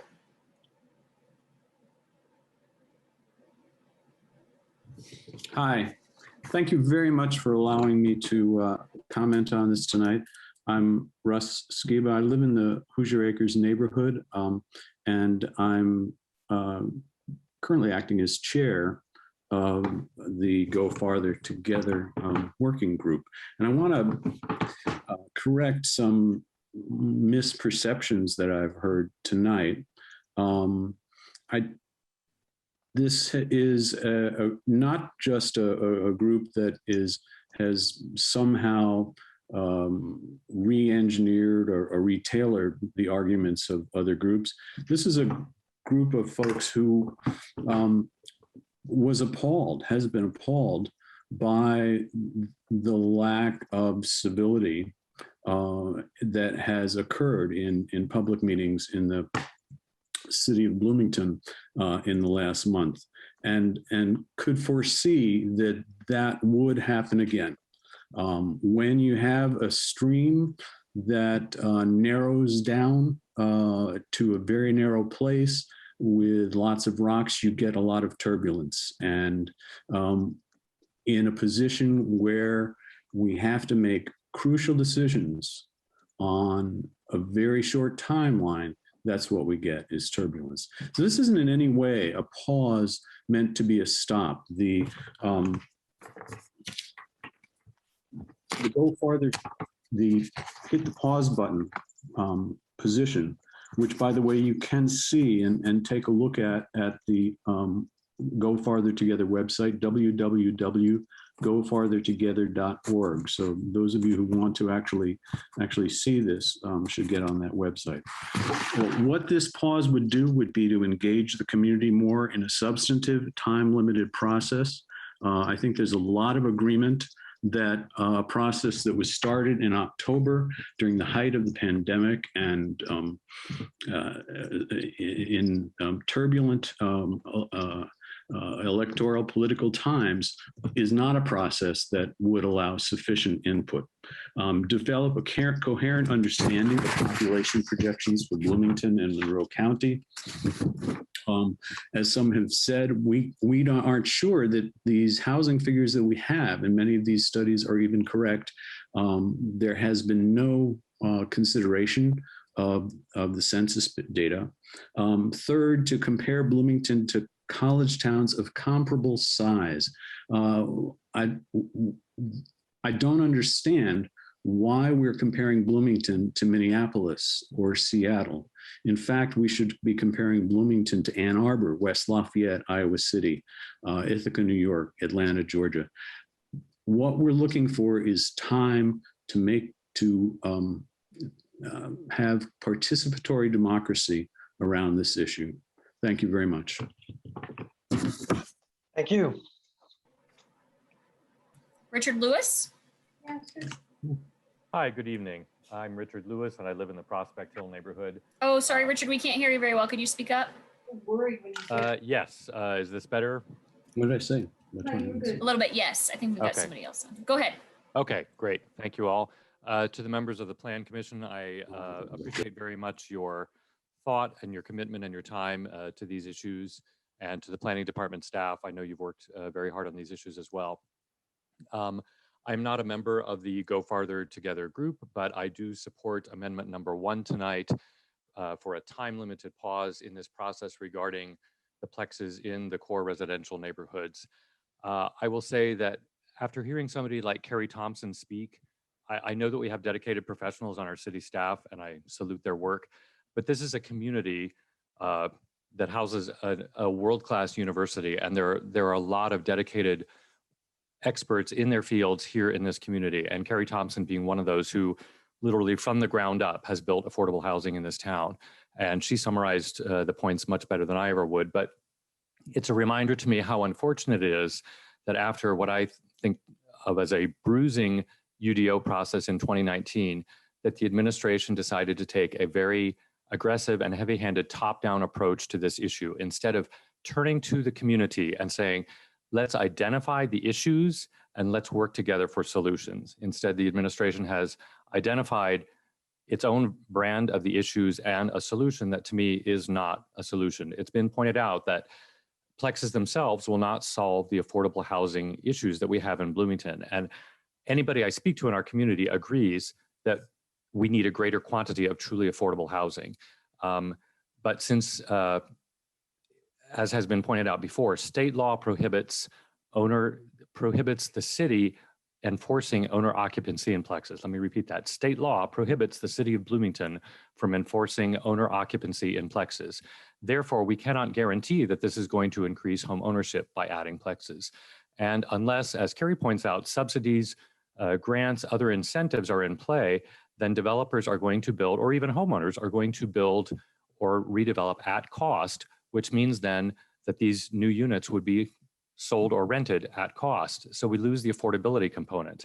Again, I think a pause where the city truly in good faith engages with the community, not forces people and residents and neighborhoods into defensive positions, but allows us to contribute positively and identify the solutions that we want. Again, I think everybody agrees affordability, inclusivity are goals to work toward, and how we can do that. And I appreciate Carrie's point again about working neighborhood by neighborhood, acknowledging that there are different needs within the city and how to move forward for that. I appreciate your time and thank you for listening. Thank you. Peter?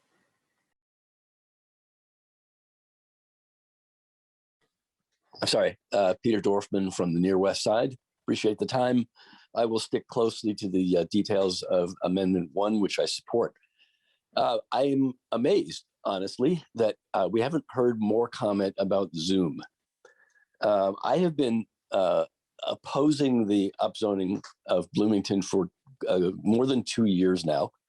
I'm the author of a petition opposed to the upzoning amendment, which got more than 600 signatures. I've been in direct contact with all of the people who signed that and many other people in the last 2 years about this. And probably the most common observation that I've heard during that time, during the past year in particular, is that Zoom is no way to run a public policy debate.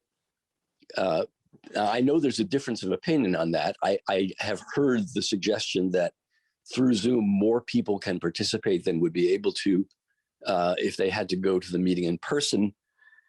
But my sense in dealing with Zoom is that you don't get full participation in a meeting. You log on, you listen to a little bit of the conversation, and then you zone out. And regardless, I mean, not setting aside what I feel about Zoom, the frequency with which I have heard the criticism of Zoom as a platform for public policy debate is the data point I want to drive home tonight. And we are probably only a few months from the point where enough people have been vaccinated so that city government will get comfortable with the possibility of meeting in person again. And I don't think a delay of several months will do any damage to this debate. And I think you ought to take advantage of that. Support the pause for all the reasons that have been cited tonight, but also take advantage of the fact that we're getting to the point where in-person meetings can happen again. And the objection that so many people having to do this over Zoom will go away. And everyone will be more satisfied with the quality of the discourse. Now, I also want to address a couple of things that have come up during the comments tonight. It has been suggested that, yes, we already have lots of data from lots of studies. And that I think is true. And guess what? The data from those studies reinforce the idea that we have lots and lots of market rate housing. We're building market rate housing at a rapid pace. We're actually ahead of schedule of meeting our projected need for market rate housing, and we don't really have a housing shortage. So I don't think that the data we have available support the idea that we need to be urgently building more housing. I want to add one more thing, which is that once the city makes a commitment to opening up the development of these neighborhoods to commercial developers, there is no going back. So I think we ought to be more careful in assessing this before we move ahead. Thanks for your time. Thank you. Before we go on any further, I just want to issue just another reminder that we're debating amendment number 1, which is to remove plexes as a conditional use in R1, R2, and R3. There's been a lot of discussion about hitting the pause button, and I know that was kind of the inspiration for this amendment. But this amendment is not a pause. This is just simply to remove those uses from the table on those in those 3 zones. So there will be plenty of opportunity to debate whether we should do this at all, whether we should forward this to the council at all. And so I really would like to encourage everyone, just keep your comments specifically to whether or not they should be allowed as a conditional use in R1, R2, and R3. That is the amendment at hand. Thank you. Who do we have next, Jackie? We have Dee Weaver next. Yeah, I strongly oppose Amendment 1. I support by right in all zones, and I yield the remainder of my time. Thank you. Barry Clapper.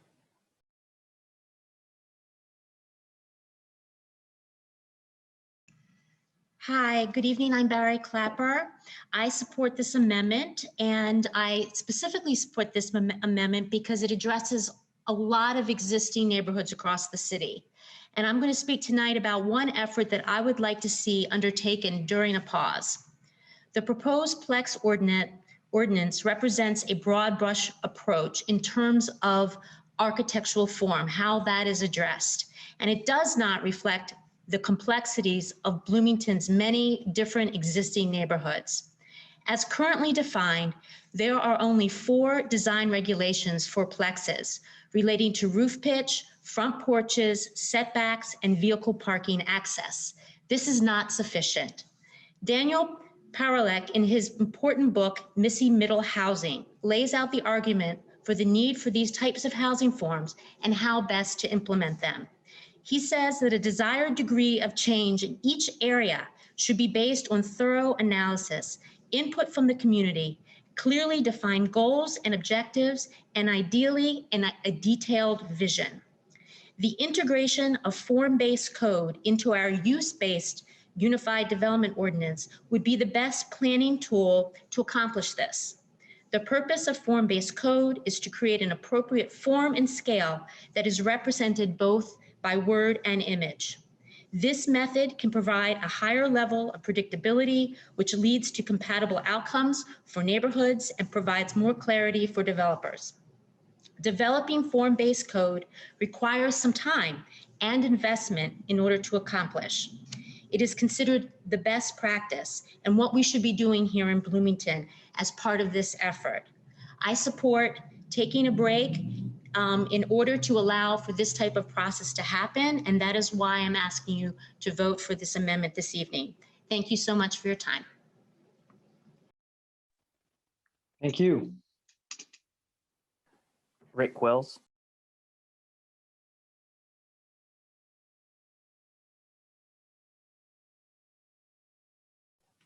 Rick Wells, you can unmute. Now can you hear me? Yes. Thank you. Sorry about that. I really appreciate the opportunity to speak. I live in Hoosier Acres. I'm not affiliated with any group. However, My concern is minds are made up, but I think the amendment is courageous and fair. I think it reflects the type of leadership that communities like ours need. And I support it for 3 reasons. In my 22 years here, I've often normally disagreed with local government, but I've always felt there was an extreme effort to openly communicate thoughts and ideas for discussion. Diverse emotional concerns, the deer issue, for example. I'm surprised something this important has not been delayed before this amendment occurred tonight. So that discussion could take place instead of, face-to-face, instead of this venue for maybe 50, 150 people to participate in a manner, especially when, officials are elected not by a minority of citizens, but a majority of citizens. Secondly, I'd like to point out that as a former high school and college math teacher, you have to really watch statistics and data. Lots of numbers get tossed around. They can very easily become one-sided. Sample sizes very easily get biased. As an example, 51% of non-institutional land is dedicated to single family, has no point of adjacent relevance. The implication is that's bad. Is that bad? What if I told you that's a similar number for Champaign-Urbana with the U of I is a 68%? Does 51% now sound good, or is it good? I don't know. 91% occupancy rate also, that sounds terrible, but there's no comparative reference. There's no timeline. Therefore, it's baseless. Time needs to be associated with such data to make it relevant. A good statistic that also is a little bit irrelevant is that the enrollment is down an average of 2% in 2021 in all Big Ten schools. And that's projected to decrease in the next 10 years. That might be a very relevant statistic, a reason to slow down and do even more research. Finally, since moving to town in 1999, my wife and I have adopted 2 sons from Ethiopia that were 2 and 3, and a daughter from Haiti that was 8. They are now 23, 22, and 19. Before my sons could speak English, they built AK-47 rifles out of Legos and started shooting our pets, something that was funny, but they clearly had seen something like that in Africa that they didn't see at our home. Our daughter could only eat rice for a year when she got here because smells were associated with rotting bodies. She came to us after an earthquake in Haiti that destroyed 300,000 people in 10 minutes. Yet they grew up in a single family home in Hoosier Acres and are now quite successful in life. And I don't think there's anything wrong, anything vulgar or racist associated with having a single family home to raise these children in a safe environment. That's my right, and I am not wealthy. I state this only because I've heard such comments from others that single family homes are in fact bad. Again, I thank you. Thank you. I would please vote for the amendment and be a leader. Thank you. Thank you. Greg Alexander.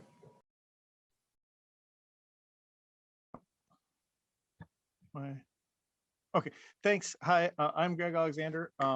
A month ago, I was reading a petition circulated by Stop Bloomington Zoning, or Stop Bloomington Upzoning, and I was surprised to see myself agreeing with its opening statement. They said that the core neighborhoods should be the model for other Bloomington neighborhoods. Hear, hear. Our core neighborhoods are fantastic because they are still diverse, with renters and owners living side by side, students and everyone else all together, and we still have missing middle housing. There are duplexes and small apartment buildings in almost all of our neighborhoods.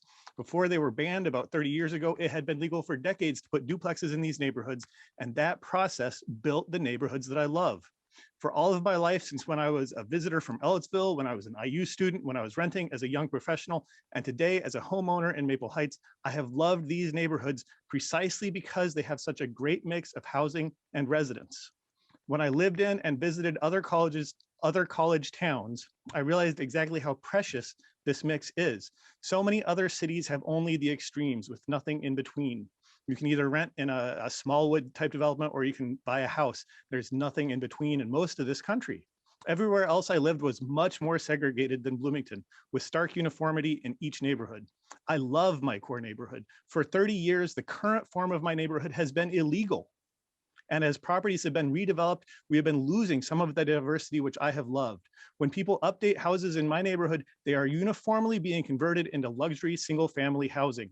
It takes a long time for this destructive single-family zoning to have an impact, but it's nearing a critical mass in my neighborhood. Whole blocks of my neighborhood have been are becoming entirely luxury houses. This amendment seeks to prolong this disaster. I oppose this amendment. We need to restore zoning which legalizes the historic diverse neighborhoods we love before it's too late. We do not need more time to study this. We know exactly the uniform neighborhoods of extremes produced under single family zoning. We know what those kind of cities look like. I like Bloomington, don't you? Thanks for your time. Thank you. Before we go any further, it is 8 o'clock now, and we've been at this for 2.5 hours. I know a number of commissioners are in need of a quick break. I'd like to just go ahead and move that we take a 5-minute recess, give everybody a chance to catch their breath and attend to whatever they need to, and then we'll get right back to the public comment. Is there a second for that? I second that. Okay. Commissioners, all in favor of a 5-minute recess, say aye. Aye. Aye. Any opposed? Okay, thank you. We'll take a 5-minute recess. It's 8 o'clock now. We'll be back and start the next speaker at 8:05. Thank you.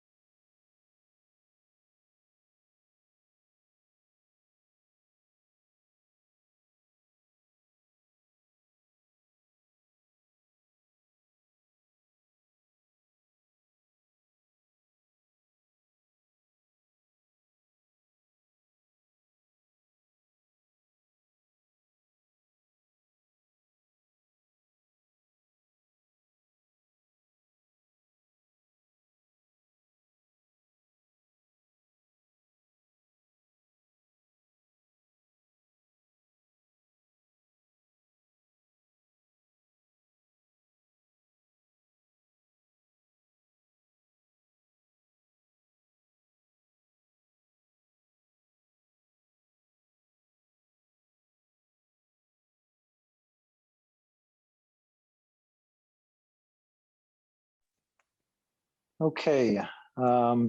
Commissioners, if you could turn your cameras on when you're back, just so I can make sure we have a quorum before continuing here.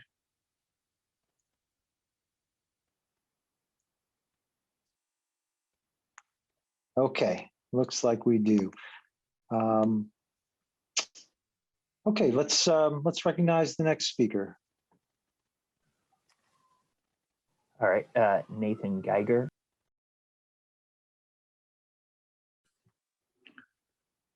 Hello, welcome everybody, and thanks for having us here. I really appreciate all the members of the Planning Commission and their tremendous patience to be here at this meeting. So thank you all for being here.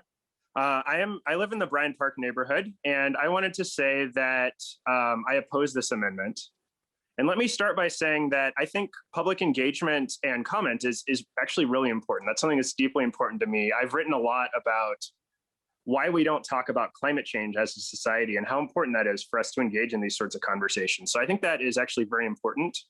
But to be perfectly honest, I'm a bit skeptical that many of the people who say they want to have this time-limited pause to engage in public conversation actually want to do that.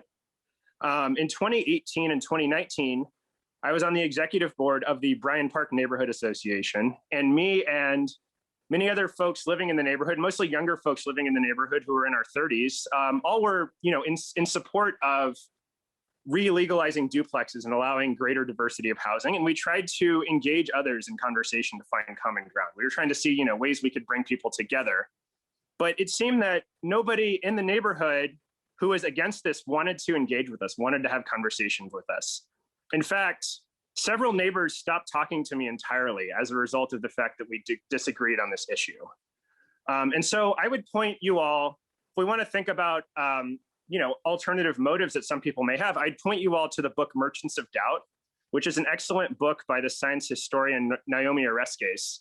And one of the things that she talks about is it's a common strategy used when people want to delay or avoid taking action on something, that they will talk about the need for more data, talk about how we need to have more conversations about things. And there's always, there can never be enough data. We can always go and collect more data. We don't have enough information.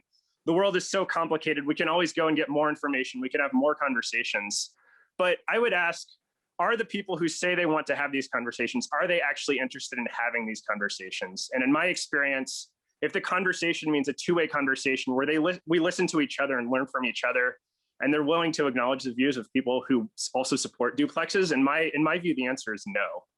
In my view, it's, if we're going to really have these conversations, we need to include everybody and not just the people who hold one particular point of view. And I don't think that the people who support this pause would actually like to hear my point of view. And so my view is that we should strike down this amendment and continue forward with legalizing duplexes. And I also support that by right. Thank you. Thank you. Vivian Bridgewaters.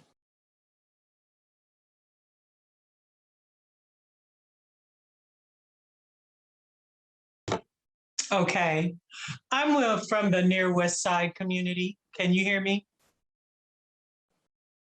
We can hear you. Okay, I kept seeing the mute button. I'm from the Near West Side. I'm asking the commission to support the amendment. There is diversity already in the Near West Side. There is a diversity of housing of various types. There is a diversity of people.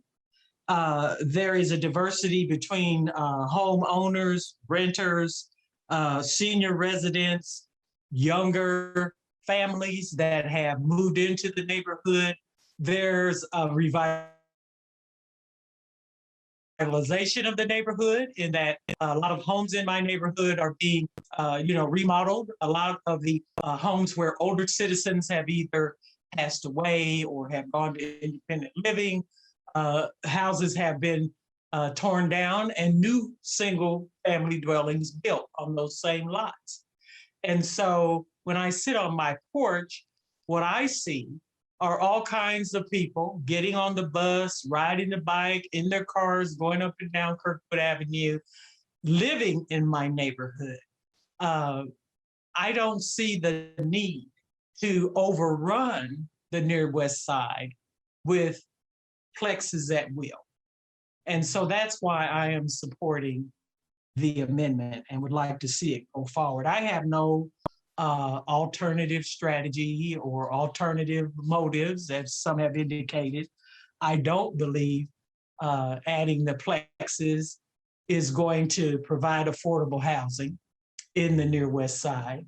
It's just not the right strategy if that's the goal. And I agree with the woman who spoke earlier who had done a career's worth of work with Habitat for Humanity. So I'll yield the rest of my time and again just ask that the commission support the amendment. Thank you. Mallory. Hi, yes. I would like to hit the applause button and extend it to the city planning staff whose diligence and efforts in 2019 made my home an ADU possible. And I'm very happy that City Council made this living option allowed by right, because when I was going through the process of planning what was then conditional for this process, the cost required a $250 permit, a $1,000 design fee, at least 2 separate meetings that required me to take off work to meet with staff, a scheduled hearing, and some ambiguous meeting with the neighborhood association that I just learned this evening wasn't even required. All of these steps combined were a high burden that put the implementation of my project back years because I simply didn't have the frame of reference or confidence to think that I could manage this burden. I am really sensitive to this burden because as a local employee who has struggled to pay rent 10 of the 14 years I've lived in this community, I understand that one's ability to overcome obstacles can vary dependent on one's time, ability to navigate ambiguous criteria, and trust that the municipal government or neighbors will respond appropriately. Smaller scale living options connected to established transportation networks is important to me and will continue to be more so as I think about the community that I want to live in as I get older. I don't drive, so walkable and affordable places are really necessary to my ability to participate in a full life. These are also components of our adopted comprehensive plan and transportation plan documents that we as the city suggest that we purport to believe in. Which brings me to my final point that while I am no expert, I believe it is the case that planning is intended to provide a vision for the community. As the Plan Commission, your task before you this evening is to lead the community in a time of a housing crisis and an impending climate crisis towards the vision it purports to embrace and not derail this task for perceived threats or a timeline that is subjectively deemed reckless to those who have the most privilege. I ask that you please take this to heart and move towards smaller scale options like plexes by right. Thank you. Thank you. Bruce Gingles. Can you hear me? We can. I speak in strong support of Commissioner Sandberg's amendment. Most of the costs for public education in the city of Bloomington are paid by residential taxes, and I have not seen any attention paid to the effect of the Plexes issue on residential taxes and support of public education. That's one of many issues that have gone undiscussed. It seems to me that what really hasn't been clarified is the distinction between affordable rents and affordable mortgages. And while that's being sorted out, I think that time should be taken to look at the tax issue and the effect of plexes in single family neighborhoods on public education finances. Thank you. Thank you. John Lawrence.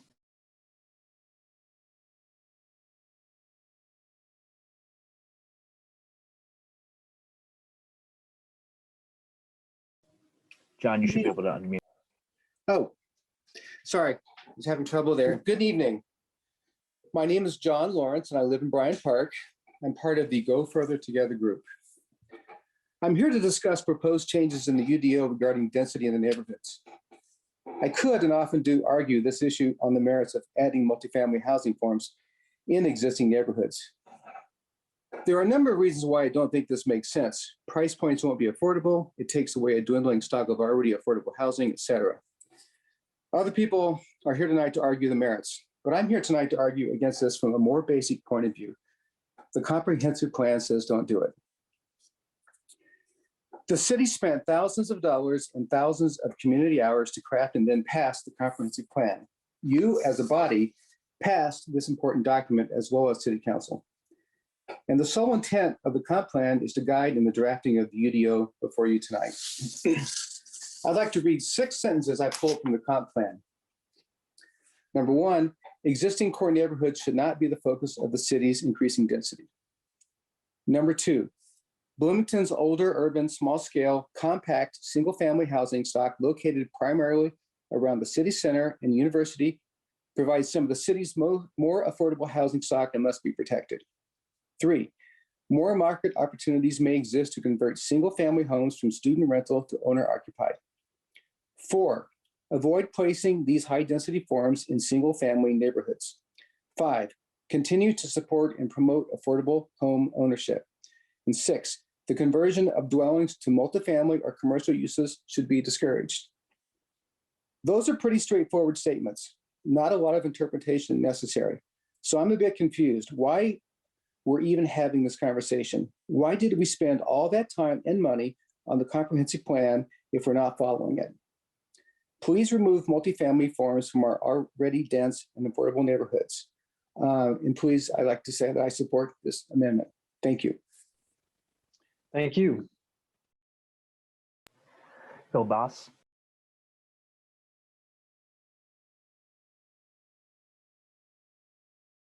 Bill, you should be able to unmute.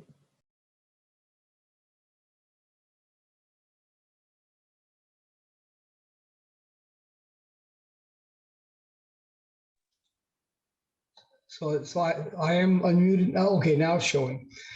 I live in the near west side, so my comments will be directed primarily toward the near west side. That's what I know the most.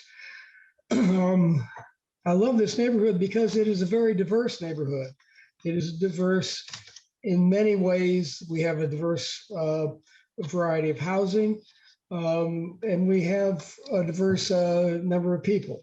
I was the author of the quote on the sign leading into our neighborhood at the corner of 6th and Rogers, saying that living in diversity since the 1800s, and we're very proud of that. And the suggestion that we don't want diversity or that this will improve diversity is absolutely incorrect. This neighborhood, for half a century, from around 1910 up to the 1960s, was the only part of town where Black citizens could buy, or even non-citizens could buy or rent housing. And so we had quite a number of old Black families living here at the time. I was pleased to note one of those members of that, the Bridgewater's family, commented earlier. Now, I have spoken to some of those families, and they are universally opposed to the Plex amendment. They were very proud of the work that Elizabeth Bridgewater's put in to get the zoning in here originally to prevent the kind of development that this Plex amendment would permit. I have lived here for half a century. I've owned property here for all but 1 year of that, and up until the original proposal to have to allow plexes in the single family zoning, I never got any offers to buy my houses. I have 2 rentals in my own residence. as soon as that came out, I started getting offers on my answering machine and in the mail. These offers had local phone numbers or addresses, but when I checked out a couple of them, it turns out these were not local. They were just local addresses or phone numbers to make it look like they were local. When this was defeated, when the UDO was passed, the offer stopped. When the current administration proposed bringing this back, they started again. I have at least one of my rentals that could be easily turned into a duplex. If I did that, I would increase my rent that I get by 50 to 80%. And that means that a developer would be very glad to pay good money for that house and do exactly the same thing. And that's why these people are calling. This would not help affordable housing. It would bring in increased rents and make it more difficult for workforce housing and middle income people. I considered myself low middle income for most of the time I've lived here. Lately, that probably I don't even qualify for middle income right now, but that's okay. And that would make it more difficult for people in these categories to get to buy affordable housing. The idea that this would be an improvement for transportation, wrong. I have always had at least one car for my two rentals, sometimes more than one. Even though we are walkable and bikeable, I many years put more transportation miles on my bicycle than on my vehicles, and it would actually increase the number of vehicles on the streets. Most of the housing here does not have off-street parking, and these streets were developed in the around 120 years ago, thereabouts, when cars were almost unheard of around here. These are made for they're narrow streets. When Bloomington first started having public bus service back in the 70s, they had these little Mercedes buses. They actually tried running one up and down 7th Street. These buses were about a third the size of the buses we have now. It turned out that there was not enough room on 7th Street to run this bus up and down, so they eliminated that route. People do not have access to public transportation here. We need to keep the number of plexes from ballooning, which it will, if this current plan is put in force. And I am convinced that as more evidence comes in, as we study it more, it will become more clear that this current plan that the administration has put through will not help affordable housing and will actually make it more difficult for people to buy and rent at affordable rates. And lastly, this is not in accordance with a comprehensive plan. We should pause and study it more. Thank you. Thank you. Bentley?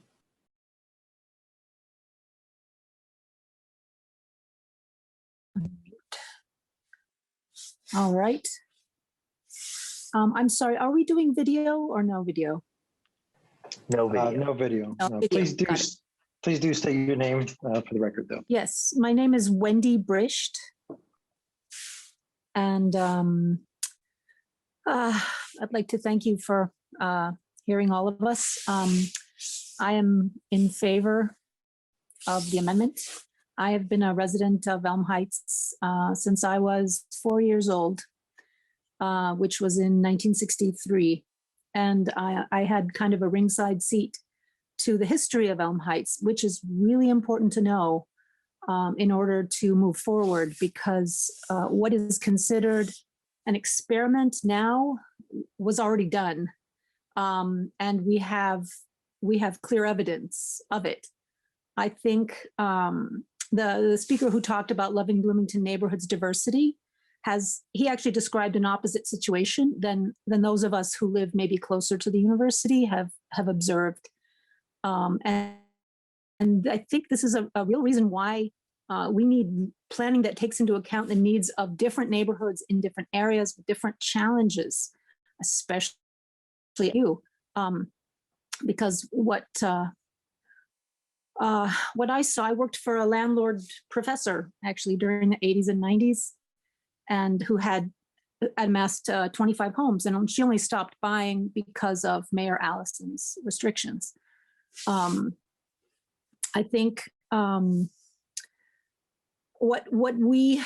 I was first, when I was young, there were tradespeople, lots of tradespeople living in Elm Heights, lots of lower to middle income, lower middle income, and middle income, and some upper income people.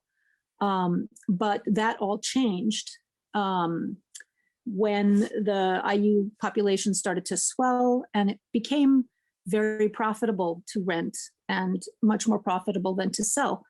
And I think just as an aside, when you're talking about supply and demand, you have to talk about like housing, rentals, and owner-occupied houses for sale. The law of supply and demand does not work that way. In fact, sometimes I think it works the inverse. The more that are converted to rentals, the less there are to buy. And that's what we saw. We saw the housing go up.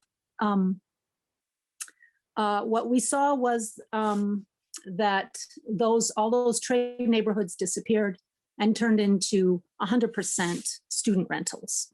And you can still see all those blocks. And those blocks had no diversity. They still have no diversity. And that's, I think, that's why the current zoning laws, which was a real struggle to get those put in place because there was a lot of pushback from realtors, from developers. But during that time, in the 80s, in the 90s, so many people moved away. They moved down to South High Street. Your time is up, I'm sorry. Okay. But I just wanted to say that we can see what's happening, and that also a lot of people don't understand conditional use that I've talked to. So anyway, thank you. Thank you. Margaret?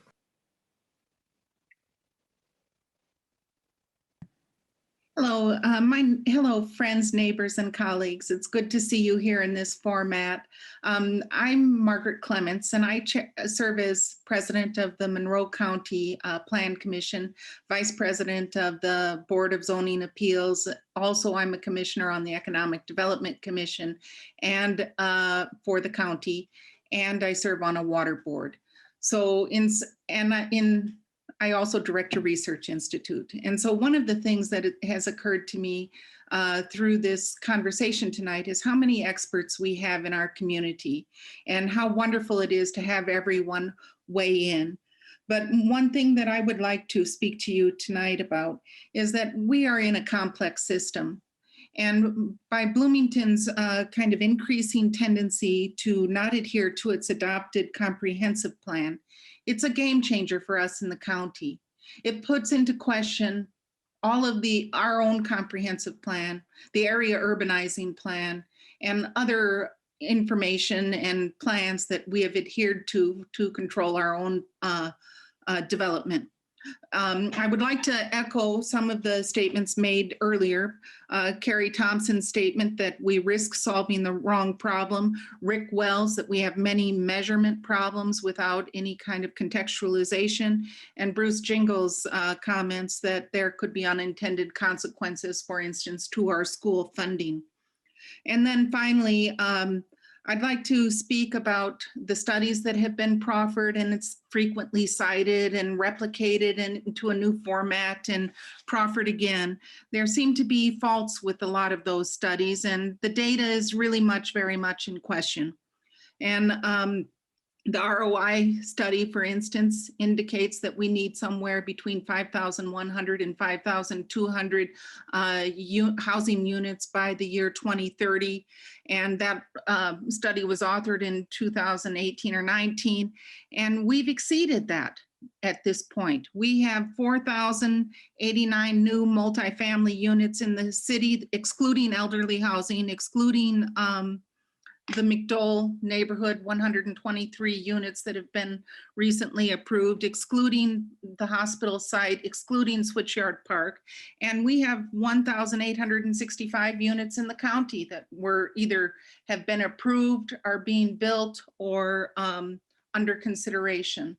So I would just like us to take a pause, to look at where we really are, to assess the studies and the assertions that have been made, to evaluate unintended consequences, and to rely more closely to the experts we have in our own community who are very impressive. So I want to thank you for your time, and let's just be careful about this complex system that we're curating. Thank you. Thank you. Rebecca Fassman. Thank you. Thanks for letting all of us speak. My name is Rebecca. I have lived here for 5.5 years, and I am very much against this amendment.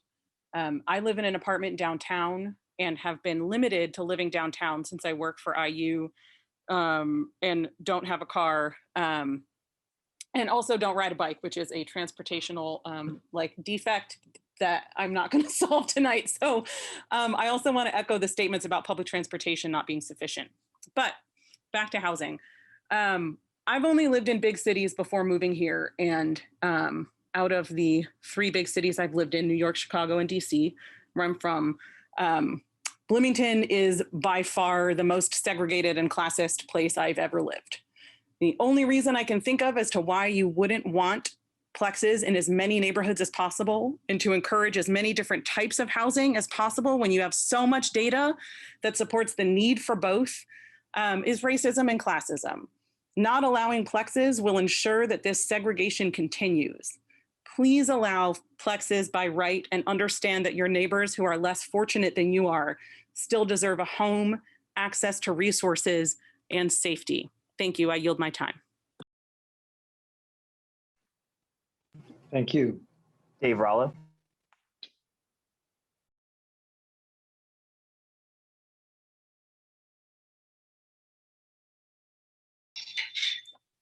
Hello, can you hear me? We can hear you. Okay, thank you.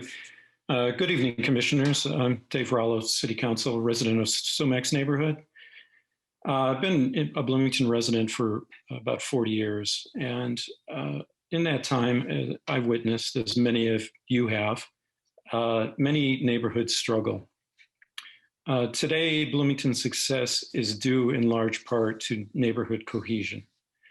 And that's why so many neighbors are speaking out in these neighborhoods.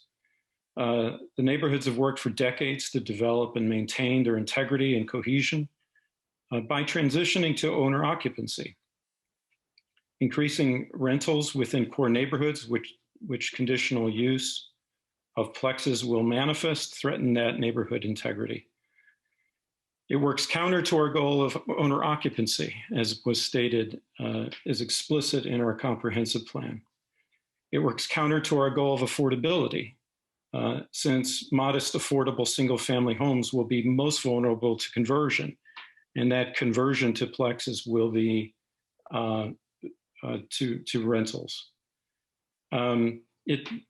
Our comprehensive plan, it runs counter to our comprehensive plan since it states that these forms should be along arterials and village centers. And in fact, as Mr. Lawrence stated, it states explicitly in policy 5.3.1 on page 64 that these uses should be avoided in single-family neighborhoods. It's quite explicit. So I'm asking you to please vote in support of this amendment. As to not support it runs directly counter to the comprehensive plan adopted by this body, Plan Commission, and by the Common Council. Thank you. Thank you. Ed Bernstein. Hi, I wanted to make a statement actually for adding something that Carrie Thompson wanted me to add, and I'm not totally sure I understand it, so I hope it makes sense. But what I do understand is she said, without permanent limits on the quantity of duplexes per neighborhood, and that I understand, but I'm not sure what she meant by saying having limits or on the income of the residents, that this would result only in an increase in student housing and the likely departure of long-term residents. So I fully get that part. And I feel that some renters will be good neighbors, but a lot of student renters and their landlords do not respect the property or their neighbors as well as we would like. And that can cause blight in neighborhoods, which does add to affordable housing because the more committed homeowning residents are likely to not want to stay there. And then you will have a neighborhood of much more transients. And I do think, like Dave Rallo just said, considerable home ownership in neighborhoods is a very good thing.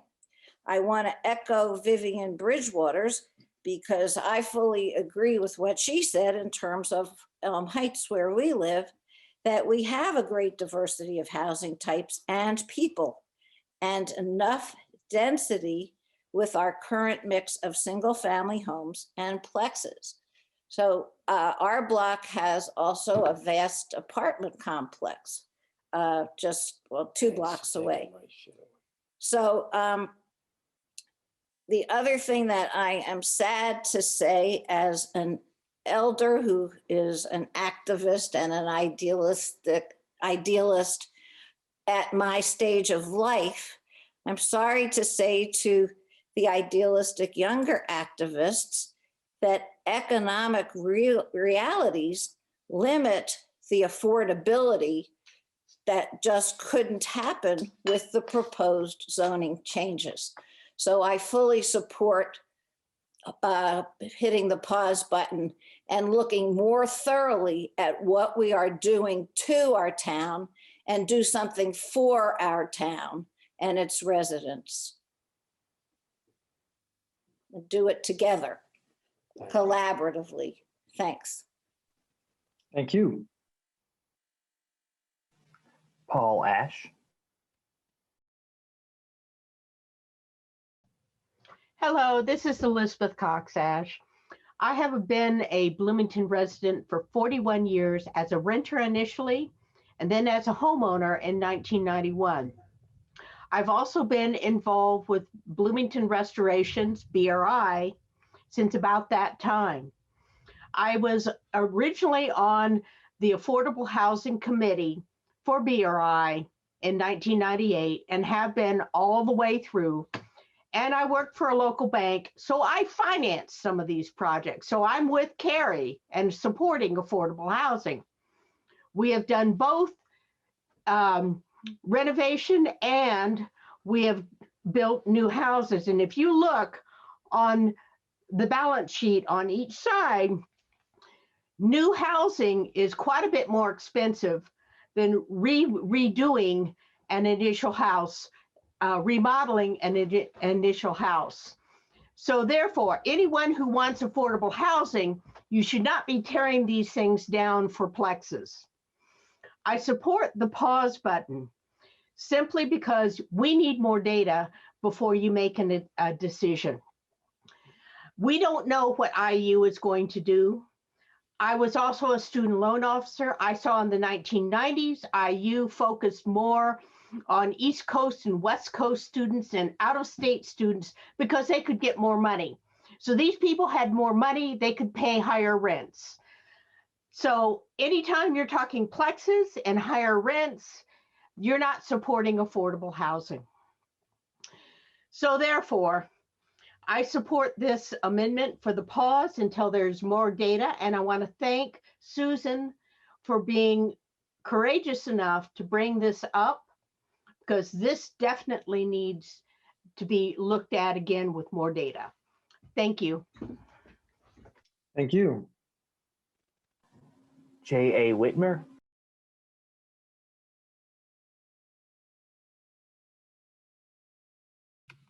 Yes, I would like to thank the public for being patient with this process and being so polite while they are roundly insulted by people who can't provide any documentation to say that this plan will in any way provide affordable or diverse housing.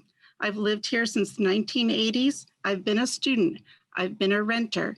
I'm a co-owner of a home in a neighborhood that is not involved in this argument, but I love Bloomington and I know how small those lots are. I lived in Bryan Park for 8 years as a single mom, raised my 2 kids there. I tried to raise them briefly in a duplex over by 10th Street in a very student neighborhood, an old house converted into a duplex. What I had was students driving their car over my lawn where my daughter would be playing. I had enormous troubles trying to live there, as that neighborhood, which I don't know if anyone knows the name for that neighborhood by Cottage Grove and 10th, et cetera. It's not really a neighborhood that people go and say, I want to buy a house there, I want to live there. It was the rents in Bryan Park were nonetheless increasing. I paid far more for my rental than I'm paying for a mortgage. My rental in Bryan Park went from $850 to $1,250 in 4 years, and 3 houses were the same, were left empty by the owners for 3 years because they can get more tax benefits from having it be empty and accounted as a loss than by renting at a lower rate. That was acceptable. That is acceptable business. The owners of my place lived in the Middle East. The idea that international business is not coming here is absolutely wrong. I am sent daily letters to offer to sell my house for cash to an unknown buyer. Recently, one had a photograph of my house attached to it, which was creepy. And the Planning Commission is aware of this, as the neighborhood groups have told them. So it's disingenuous of the Planning Commission to say that there's no evidence of international or brokerage firms, et cetera, investing people. I don't want Jared Kushner to be our landlord. I don't want that model for Bloomington. Let's work on affordable housing. I sure could have used it as a single mom. I applied for it. I was on waiting lists. I struggled. I waitressed 3 places at one time. And let me tell you, those neighborhoods on the near West Side and Bryan Park, they're diverse. And people who don't know that because they've only come here recently need to explore that and stop insulting and maybe provide some data to support what they're saying, which contradicts what the Planning Commission itself says, that this will in fact not help affordable housing in any way. Thank you. Judy's iPad.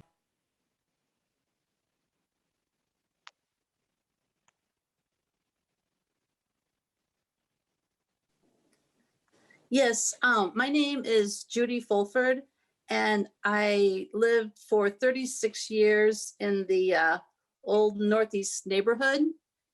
And I currently live in the Elm Heights neighborhood and have for the past 5 years. I understand that it's very easy to tip the scale and change the character of a neighborhood. If affordable housing is the goal of Plexes, then I would like to be sure that will be the outcome. Is that realistic with real estate being so close to Indiana University? I support the amendment. I do not think building duplexes in core neighborhoods that surround Indiana University are going to produce affordable housing. It will provide more housing, but I don't think it will be affordable. Thank you. Thank you. Jess? Hi, my name is Jessica Griffin. I live in Prospect Hill, which is what some people would refer to as a core neighborhood. I asked the commission to deny this amendment as it is not written clearly and would continue our decades-long exclusive zoning by only allowing luxury single-family homes. The abundant data that was presented at the beginning of this meeting shows that this amendment is not sensible. Thank you. Thank you. Victoria Witt.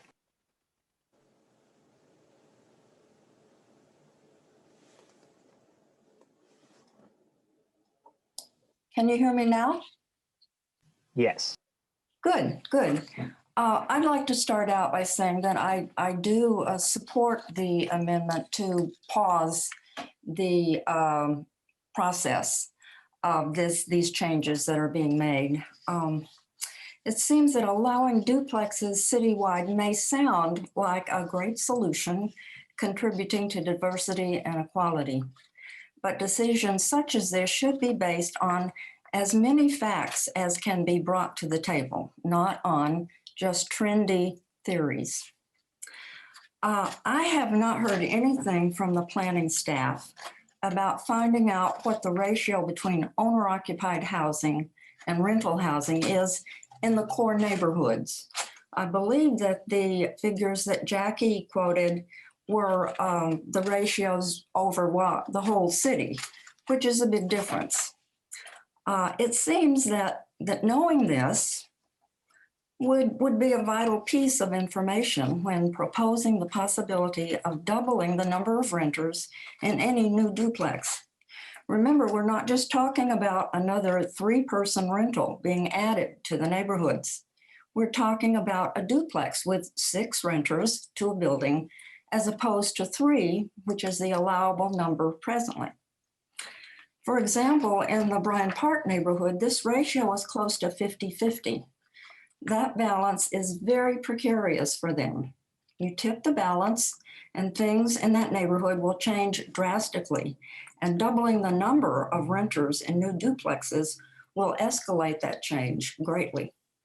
This applies to all the core neighborhoods, and that's just one of the main reasons why protection for core neighborhoods was written into the UDO.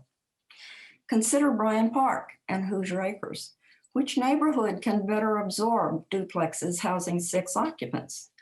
I feel reasonably sure that Hoosier Acres would win out on that score since Bryant Park is filled with rentals, many of which are grandfathered in and house not 3, but 5 renters. More time, thought, and facts are needed before making changes which will have a lasting and, I believe, negative effects. Neighborhoods are very different in many different ways, and it seems to me that the core neighborhoods deserve some very real protection from overcrowding from the city administration. Thank you. Thank you. Deborah Meyerson. Hello, I would like to state my opposition to this amendment. We do not need a pause, especially with an unspecified timeline. We need more duplexes and more missing middle housing throughout this city. I live in Elm Heights. I've been an urban planner and a specialist in housing and community development for over 20 years, most recently as executive director of South Central Indiana Housing Opportunities, a nonprofit housing developer. I frequently see homes in this community, especially Elm Heights, other desirable neighborhoods with modest single-family homes being bought for low prices renovated, enlarged, and flipped for 3 times that. And that's not being bought by investors. It's being bought by people who want to live in the neighborhood, single family homeowners buying things for over $500,000, over 600,000, over 700,000. It's amazing. And those who are clamoring for more time seem to reflect those who most enjoy housing stability in this community, especially the skyrocketing housing equity. We have so much evidence of what we need from the numerous studies that have previously been described. There's been a lot of community engagement because there's no shortage of active people who would like to make their voices heard, except that I don't know that we've heard from enough renters. Yes, students are part of our resident population. Yes, we enjoy the amenities as well as endure inconveniences of living in a university community. The UDO will not solve all of the quality of life problems as well as opportunities that come with living in a university community. We need to reject this amendment and get moving on this now. Thank you. Thank you. Sherry Barnhart. Hi, thank you for allowing me to speak. I am a 20-year resident of Bloomington, and I live in the West Point neighborhood. I strongly support this amendment. I believe that adding multiplexes to core neighborhoods is in direct contradiction to the comprehensive plan, as has been stated by others before me. At the very least, we need to wait for the 2020 census to find out what our demographics are and then move forward from there. So I ask that this commission, please do not allow for multiplexes in core neighborhoods at this time. Thank you. Thank you. Eoban Binder. Hi, my name's Eoban Binder. I just want to make a few different points because I've heard a lot of misleading information tonight and also from a lot of the proponents of this amendment and, you know, some of the other folks like Go Farther Together and Stop B-Town Upzoning and so on. You know, one is the implication that this wouldn't be a gradual process. It really would, because if first of all, if you look at other communities that have allowed duplexes, and I'll give you an example. I mean, you're asking for data here, so here's some data for you. In the early 1990s, Portland, Oregon started to allow duplexes on just about any corner residential lot in the city, and you would think that given the development pressures in a expensive community like Portland, Oregon, you know, with huge housing pressures, that there would have been a flood of duplexes. But that turns out not to have been the case. You fast forward 30 years or so, and today only about 4% of all of the lots that would be eligible for duplex conversion have actually had duplexes built. 4% over 30 years. So think about that. I mean, anyone claiming that there would be a huge wave of plexes built as a result of this, I think is really ignoring a lot of the real world evidence that, you know, construction is expensive, permitting takes time. There are a lot of different forces at work, and change comes slowly. So even, you know, big changes to our zoning code, they really have long-term implications. Zoning is a long-term planning tool. Another point I want to make is that historically, Bloomington's core neighborhoods were definitely a lot more dense than they are today. 100 years ago, when the neighborhood I live in, Prospect Hill, was being platted and built out, household sizes were about twice as large as they are now. I mean, you had 4, 5, 6 people living in a house, and today you have, you know, maybe 2 or 3 people in a house. And the point I want to make there is that the density that you need, the population that you need, the critical mass of people that you need to support local businesses, walkable schools, you know, local parks, things like that, transit, you don't have when you have shrinking household sizes in the same houses in the same single family zones. So where do the people that need somewhere to live go? I mean, today they live out in the county, you know, they move into Ellettsville. Look at all of the farmland and the fields, the greenfield developments that are getting gobbled up by subdivisions. 20,000 people commute from outside the city into Bloomington to work. It doesn't have to be like that. So please strike down this amendment. Do not vote for it. It's a fundamentally pro-sprawl amendment. Thank you. Thank you. Mary Morgan. Thank you. And I applaud you, plan commissioners, for your stamina tonight. Most of the public commentary on this amendment has actually seemed like a proxy commentary for the main amendment, but I'd like to actually speak to the amendment. I agree with Commissioner Whistler, who pointed out that it doesn't actually pause. It eliminates the duplexes for these zoning districts. And I think that if it truly were a pause, I don't know if it's possible to write in a time limited addition to the amendment, but the intent may be there to revisit this, but this is certainly not what the amendment says, and I don't know that that would actually happen. I would also raise an objection to the amendments, this one and the others, not being available until after the start of tonight's meeting. And additionally, the proposal that has been referenced in this amendment, the Go Farther Together proposal, it hasn't been widely disseminated. And in fact, it was 2 hours into the meeting before anybody mentioned the URL, so that the rest of us who were not privy to that information could look at it a little closer. So for these reasons, I would urge you to oppose this amendment. Thank you. Thank you. Steve.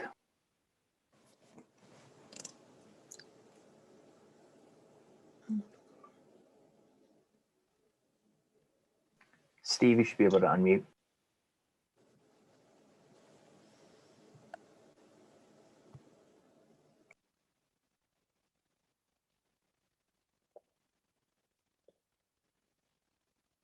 Steve, you're still muted. You'll need to unmute yourself if you would like to make comment.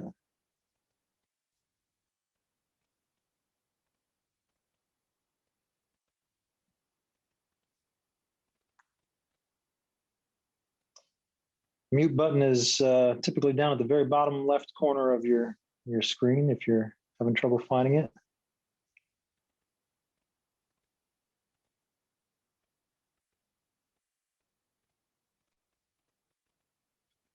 All right, Steve, if you're having trouble with the audio, feel free to just post your comment in the chat and we'll make sure it gets read into the record.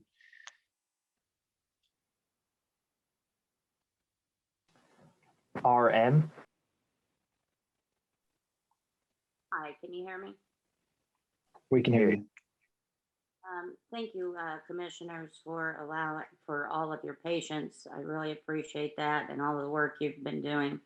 I would also like to thank you for your compassion, allowing for a 5-minute break, especially having sat through a 9.5-hour council meeting without any breaks recently. So your compassion is noted. It's also noted that it was afforded for homeowners mostly, and not for people that were fighting for Bill of Rights for the homeless community. But having said that, to address what concerns me about this amendment is it seems to be a little open-ended, quite a bit open-ended. When commissioners had questions about what the amendment would mean, there were no concrete answers. So voting for it, I feel, is a bad idea unless some changes could be made that would answer those questions. And then perhaps maybe then voting for it. I believe that this amendment was rushed through without valid supporting data. And I think I can yield my time from there. Thank you. Thank you. Anna.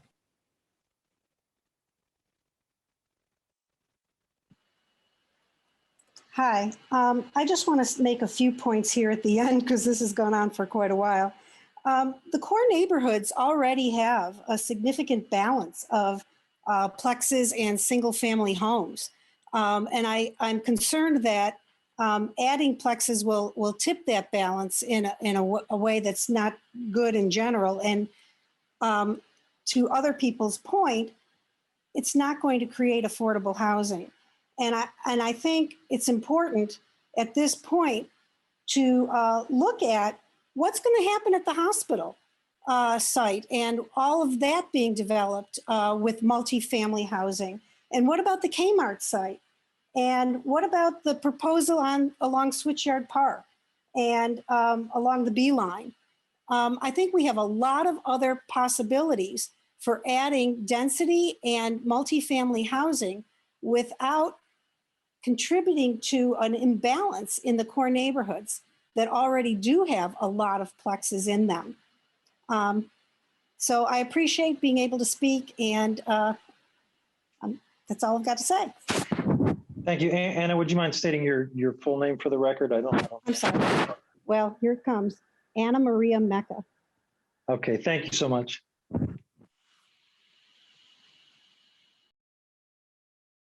Okay, I have a written in comment. I'm going to read it here in just a split second.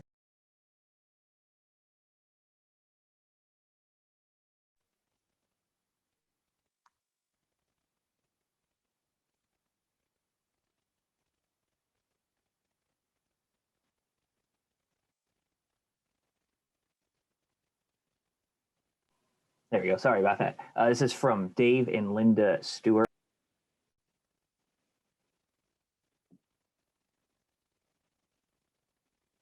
I lost you, Keegan. I think you're muted now. Can you hear me? Yep, we got you now. I don't know what's going on this end. Okay. The problem with the Planning Commission is how to open the core neighborhoods to development in the face of overwhelming homeowner opposition to the proposed upzoning change. Allowing a, quote, pause to allow all of those concerned to gather the necessary information is the correct way to proceed. Let's not rush into a mistake. Let's take the time to analyze the data and make the correct decision. Please support this amendment. Thank you. Dave and Linda Stewart. Okay. I know we had at least one other person who was having trouble with the raise hand button who wanted to speak. I believe it was Charlotte Zitlow. And Steve? Yes. There we go. Charlotte, I think you should be able to unmute now. Okay, thank you.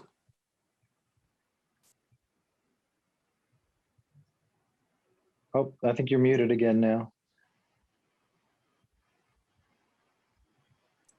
Can you hear me now? Yep, we can hear you now. Okay, thank you very much for the opportunity to speak. This has been a really interesting thing because I've been watching this from the beginning and I've learned a lot. And I see that there are a number of concerns on both sides that are very valid. But my question initially was, why are we doing this? I don't understand it. We have not defined the issue. If it's a matter of affordable housing, we are not addressing that in useful terms. And if it's density, what's that all about? I don't know. But my concern is that we're very lucky to have a community which engages in these issues. And mainly we've dealt with them civilly, although I think we bordered on the edge of name calling in this session. But I appreciate your work. My concern about all of this is that many of the people I know are not aware of what's going on with this. And I think it's very important that we have really a substantial involvement of people, not just people from the core neighborhood or from groups that think that we have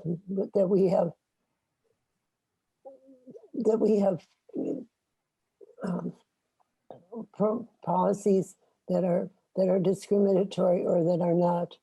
I think we have a large and active community here, and we need we need involvement from every community, every part of the community. And many of the people I know, very smart, very well educated people that some people would call names of, think they do not know enough to weigh in. So I think I do support the amendment to put it on pause, because I think there's way too much that we haven't dealt with that needs to be discussed, including what happens with the hospital development and redevelopment, which is a major thing.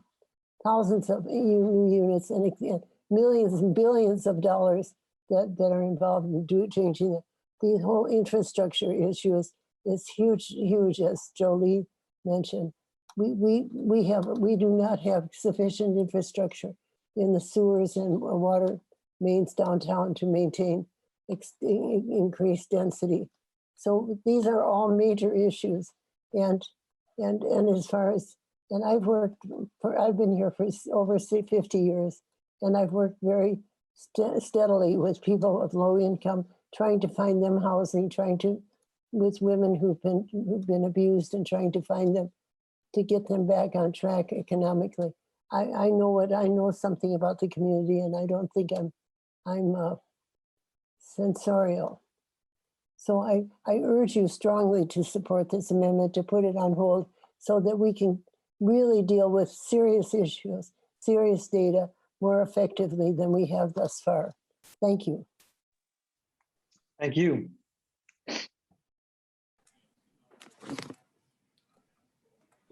We have Eric. Go ahead. Yes, thank you. My name is Eric Ost, and I would like to thank all members of the Plan Commission for your thoughtful investment of time and attention in service to our community. I ask that you support the amendment now on the table. Collection and analysis of multi-decade data sets provides evidence that existing market trends will not produce significantly more affordable housing and will not increase housing equity in Bloomington. These trends will continue to increase gaps that divide our community. The amendment now being considered allows our community to build ground truth consensus as a matter of process and fact, and will benefit all members of our community. Present day economic factors in Bloomington increase selection of rental housing, which consequently exponentiates the attraction to develop multiplex housing. Our community's need for more affordable housing is undeniable and pervasive. Implementing zoning changes that simply incentivize more market rate housing in Bloomington will neither effectively address nor ameliorate this need. It will actually amplify our housing problems, scope, and magnitude. The current amendment will allow our community to roll this back. I ask that all commission members support the amendment on the table that will remove plexes from being conditional use in zoning districts R1, R2, and R3. Thank you. Thank you. Cynthia? Thanks so much. I just sent a chart from the Cynthia, US. could you state your name for the record, please? Sure, thank you. Cynthia Brettheim, thank you so much. I just sent a US Census Bureau report on households receiving SNAP or food stamps to Keegan. I don't know if you can share the screen or not, but I sent it because increased gentrification of these sensitive and currently a little bit more affordable neighborhoods, mostly on the west side, will be severely affected by gentrification with this upzoning. So I'm hoping that we can look at more data. I really appreciate all of your time and patience. I know everyone's trying their best, and we have serious concerns about the long-term effects for changes that we can't predict at this time. So I'm asking you to please approve the amendment to get more data. Citizens continue to ask for more information, and we deserve to be heard. The trickle-down housing concept doesn't work. We haven't worked with the county enough to assure that there won't be continued development in the county area. If we're looking at the sustainability issue. So take a look at that map. Check to see the dark red houses. It's where there's more households receiving SNAP or food stamps. And that's significant. If you gentrify those areas, if you put new construction, the rents and whatever else will be higher than they currently are. And my possibility or my view is that that will move people out of those areas who are living there now because it is more affordable than the east side. It is more affordable than the subdivisions where there are covenants that will not be affected by your changes in zoning that require single family houses per lot. You will be affecting those areas that are darkest red that currently receive more SNAP and food stamps. Thank you all so much for listening. Take a look at that map and let that add to the information and voting so that you might delay this change. Thank you so much. Thank you. Jolene?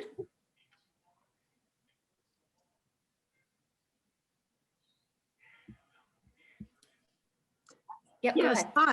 I am Jolene Campbell. I live in Green Acres, and I love my little community. And I just wanted to say I do support the amendment, mainly because I think we need to look at each area of town separately. And our neighborhoods are very different. And I noticed walking mine, especially along Union Street next to the university, the homes, what used to be wonderful grass backyards are now gravel parking lots where numerous students live. Also along 7th Street, front yards have become gravel parking lots. And if we have duplexes, it's going to be even worse. There's very little places for parking in our neighborhood. And when you do have it, it's pretty bad if they park on both sides of the street. So I think we have to look at everything separately, and we need more time. Thank you so much. Thank you.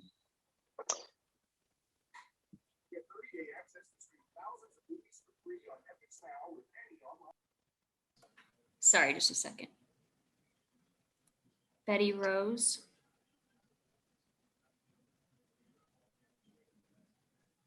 Yes, I'm Betty Rose Nagel.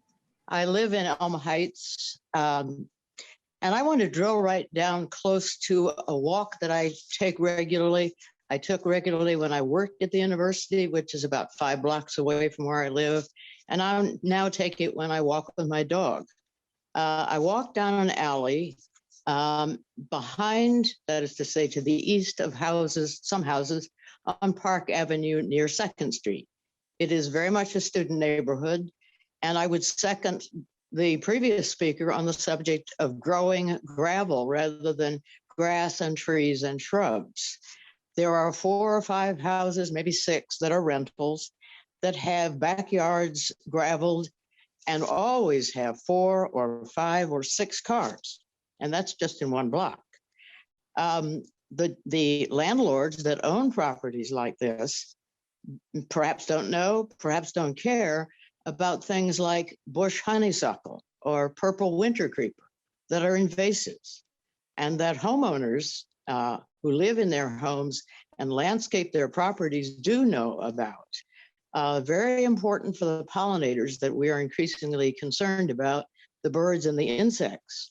There need to be native plants. There need to be native bushes and flowers and trees to properly feed those birds and those insects.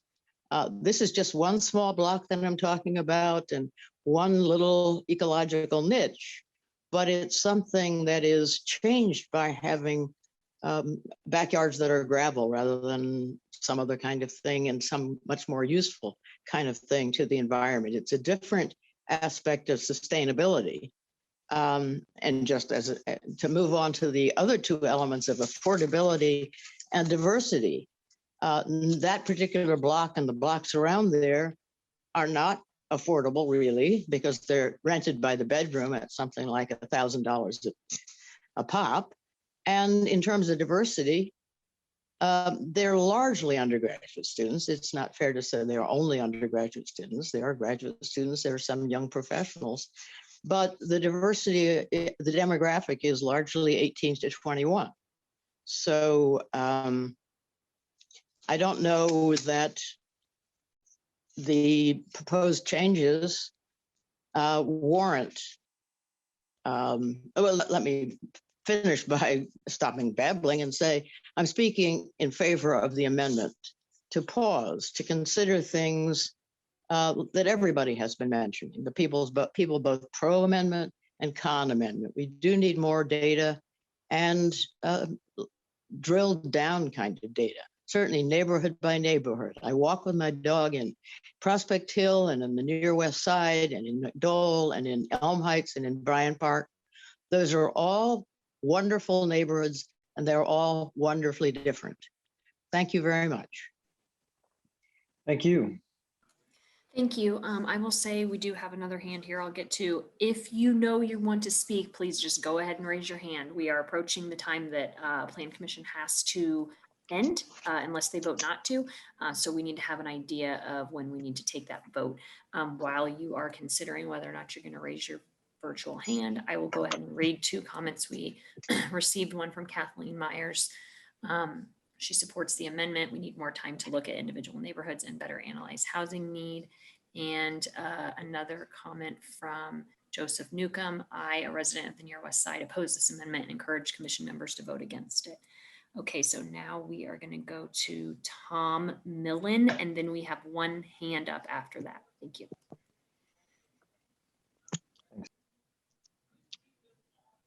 Tom, you should be able to unmute. Thanks.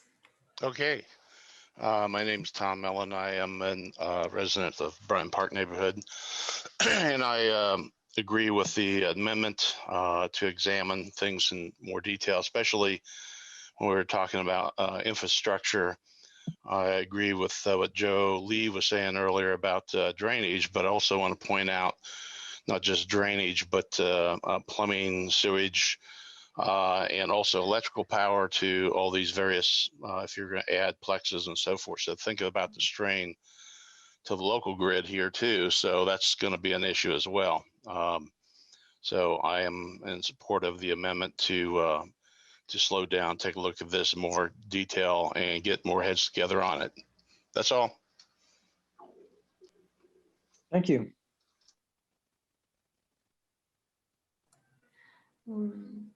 Steve, go ahead.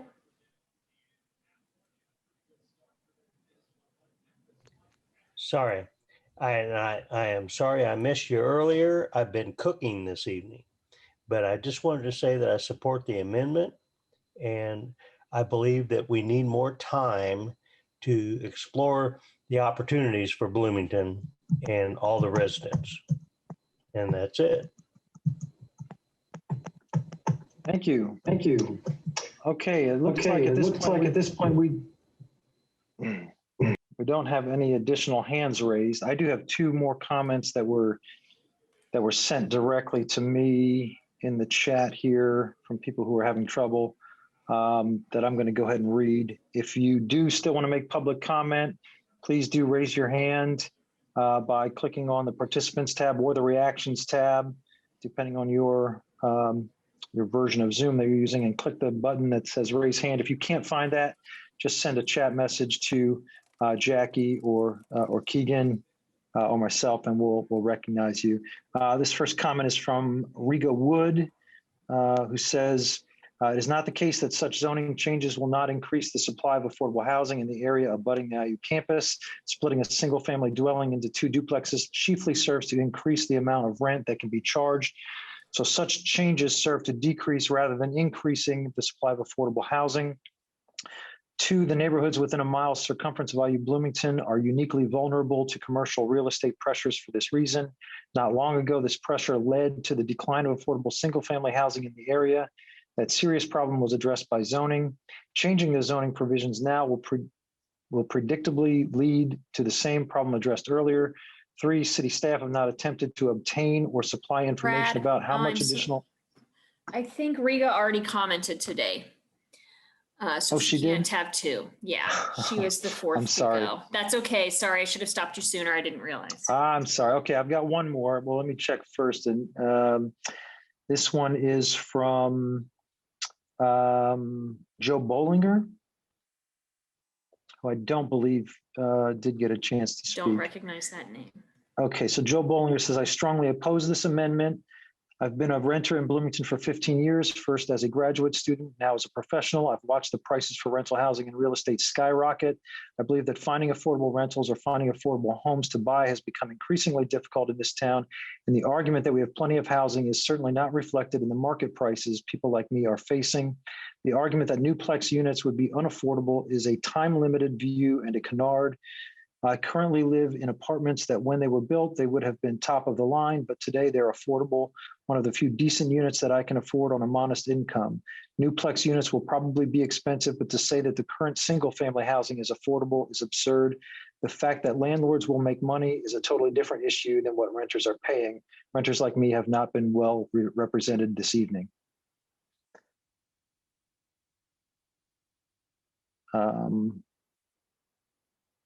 I think that's it. I don't see any more hands raised. Have we had any comments on Facebook, Jackie? Let me check really fast, just a second. No, we haven't. Okay, then this will be last call for public comment on amendment number 1 to ZO09-21. If you want to make comment, raise your hand or send us a chat. Going once. Hold on just one second. I think I need to check with Ryan because he might have got switched out when I came back. Just to make sure he didn't have one. Hold on just a second. Ryan, did you have an extra thing?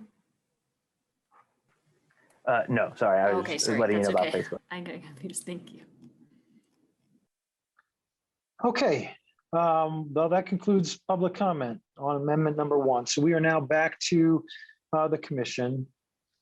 There is a motion and a second on the table. Is there any final comment or discussion about the amendment before we call the roll?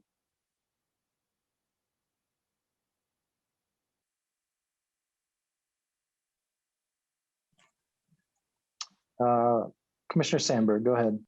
I can just speak briefly. I want to thank all of the public who have come out to speak both in support and in opposition to this. It is an amendment that I myself did not actually see until this meeting began. Our packets just came to us today. And so a lot of it certainly is vague because the proposal that I am carrying mentioned that this is a time-limited pause. There was no specific time mentioned. I think in passing, some people mentioned 9 months to a year, no more than that. And I just want to make it clear that my amendment to remove the duplexes as a conditional use in R1, R2, and R3 is not meant to be permanent. It is meant to be until such time as more data can be collected. And I also want to be clear, it's not about more data for more data's sake. It's about data that is more relevant to the city of Bloomington, the special pressures that we feel as a rental and real estate community. And so clearly, if there is more work to be done on that, I would look forward to take all of the wonderful comments that we received tonight and perhaps make additional changes later on in the process. I have been involved in all 3 of the processes as both a member of council and a member of Plan Commission throughout the comprehensive plan vetting, throughout the UDO vetting, which was concluded in 2019, and then now as we're pondering all these revisions. And so I am well aware of the time commitment from staff, from the professionals that have put all this together, from the administration, and from all of the plan commissioners here who've had the opportunity to participate in the UDO process from its onset.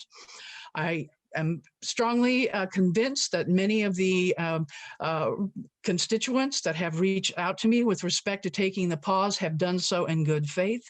And again, I thank you all for your consideration. I have the utmost respect for my colleagues on the Plan Commission, and I know you will vote your conscience. Thank you.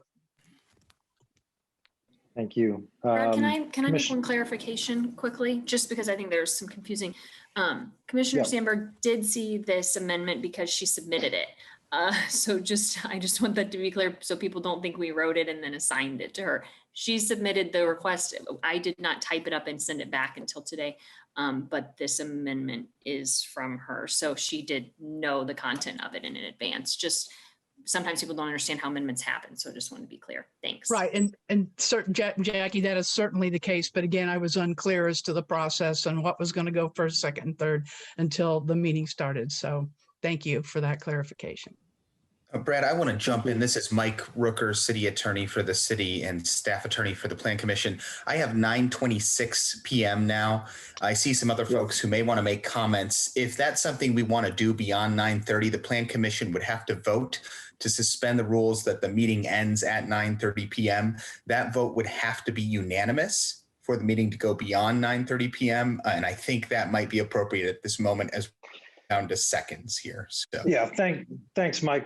Yes, so we will need a motion to suspend the rules in order to continue debate on this amendment. We will also, even if that passes unanimously and we do conclude the debate on this, we would need another suspension of the rules if we were to introduce any other amendments, because we also have a rule that prohibits new motions after 9 p.m. So my preference would be that we finish this amendment because I feel like we're very close. And then adjourn for the night, but we can kind of take that as it comes. So is there a motion to suspend the rules to continue debate on this amendment past 9:30? Yes, Commissioner Kate. Can I just ask a question? And I know time is short, sorry, but I know that there had been some discussion beforehand. Commissioner Kinsey had to duck out and missed a portion of the time and was concerned to ensure that she had been able to hear all of the public comment before voting. And I know Commissioner Cockrum also is not here, but is interested. I don't know if you're looking at the actual sort of staff amendment for that, but I wanted to ask whether or not one of the options here is actually to continue this and vote on this amendment at the next meeting. And start there and then go ahead from there, depending on what the outcome of that vote is. Yeah, that's not only an option, but that is the default that will occur in about 2 minutes if we don't pass a motion to suspend the rules. Well, can I just move to continue then and not take this vote and go ahead and continue to Monday so that Jillian has a chance and Chris has the chance to second. Okay, so the motion is to continue the debate on Amendment 1, presumably as well as the rest of the debate on ZO 09-21 to our next meeting on Monday. And I believe there was a second for that motion. And just to be clear, I'm sorry, Monday at 5:30 p.m. Correct, Monday at 5:30 p.m.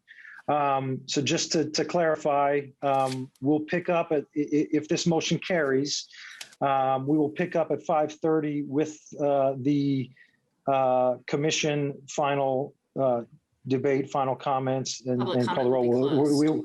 We will not have a new public comment on this amendment. Correct. We will, of course, have public comment on any additional amendments that are introduced at that meeting. But we will pick up and with the commission discussion and vote on amendment number 1. So a yes vote allows that, a no vote opens it up to finish tonight on this amendment. A no vote, yeah, although we'd have to do. We were going to run out of time, I guess. Yeah, we're going to run out of time. So let's just go ahead and call the roll, and Sandberg. Maybe we'll save a second. Yes. Kate. Yes. Whistler. Yes. Kinsey. She's nodding her head. I'm yes. Sorry. Thank you. But baby. Yeah. Hold on. Sorry. Yeah. St. John. Yes. Burrell. Yes. Herrera. Yes. Seabour, Yes. and hold on, I just want to confirm with Kinsey. Should be able to confirm now. Yes, thank you Sorry for about unmuting me. that. Okay.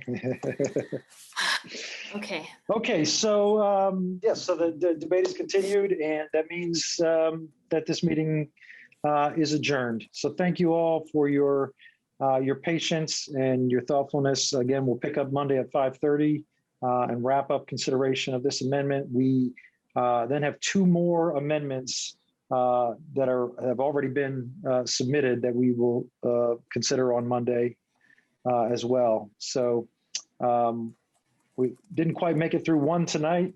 We're going to try to make it through two more on Monday. We're going to have to be a little bit more efficient in order to accomplish that. So prepare your thoughts and comments in advance, and we'll try to make sure we get our business taken care of. So thanks again. Hey, Brad, sorry, I do have one more comment. I really just want to take a moment and again, thank Jackie and staff, because that was a real heavy lift at the beginning of this meeting to go through all of that. So I really appreciate that. And of course, all the public comment as well. And even though we didn't get to where maybe our chair wanted us to be at this point, I really do appreciate the process and how it's working. So thank you. Yes, thank you. Thank you all. Thank you.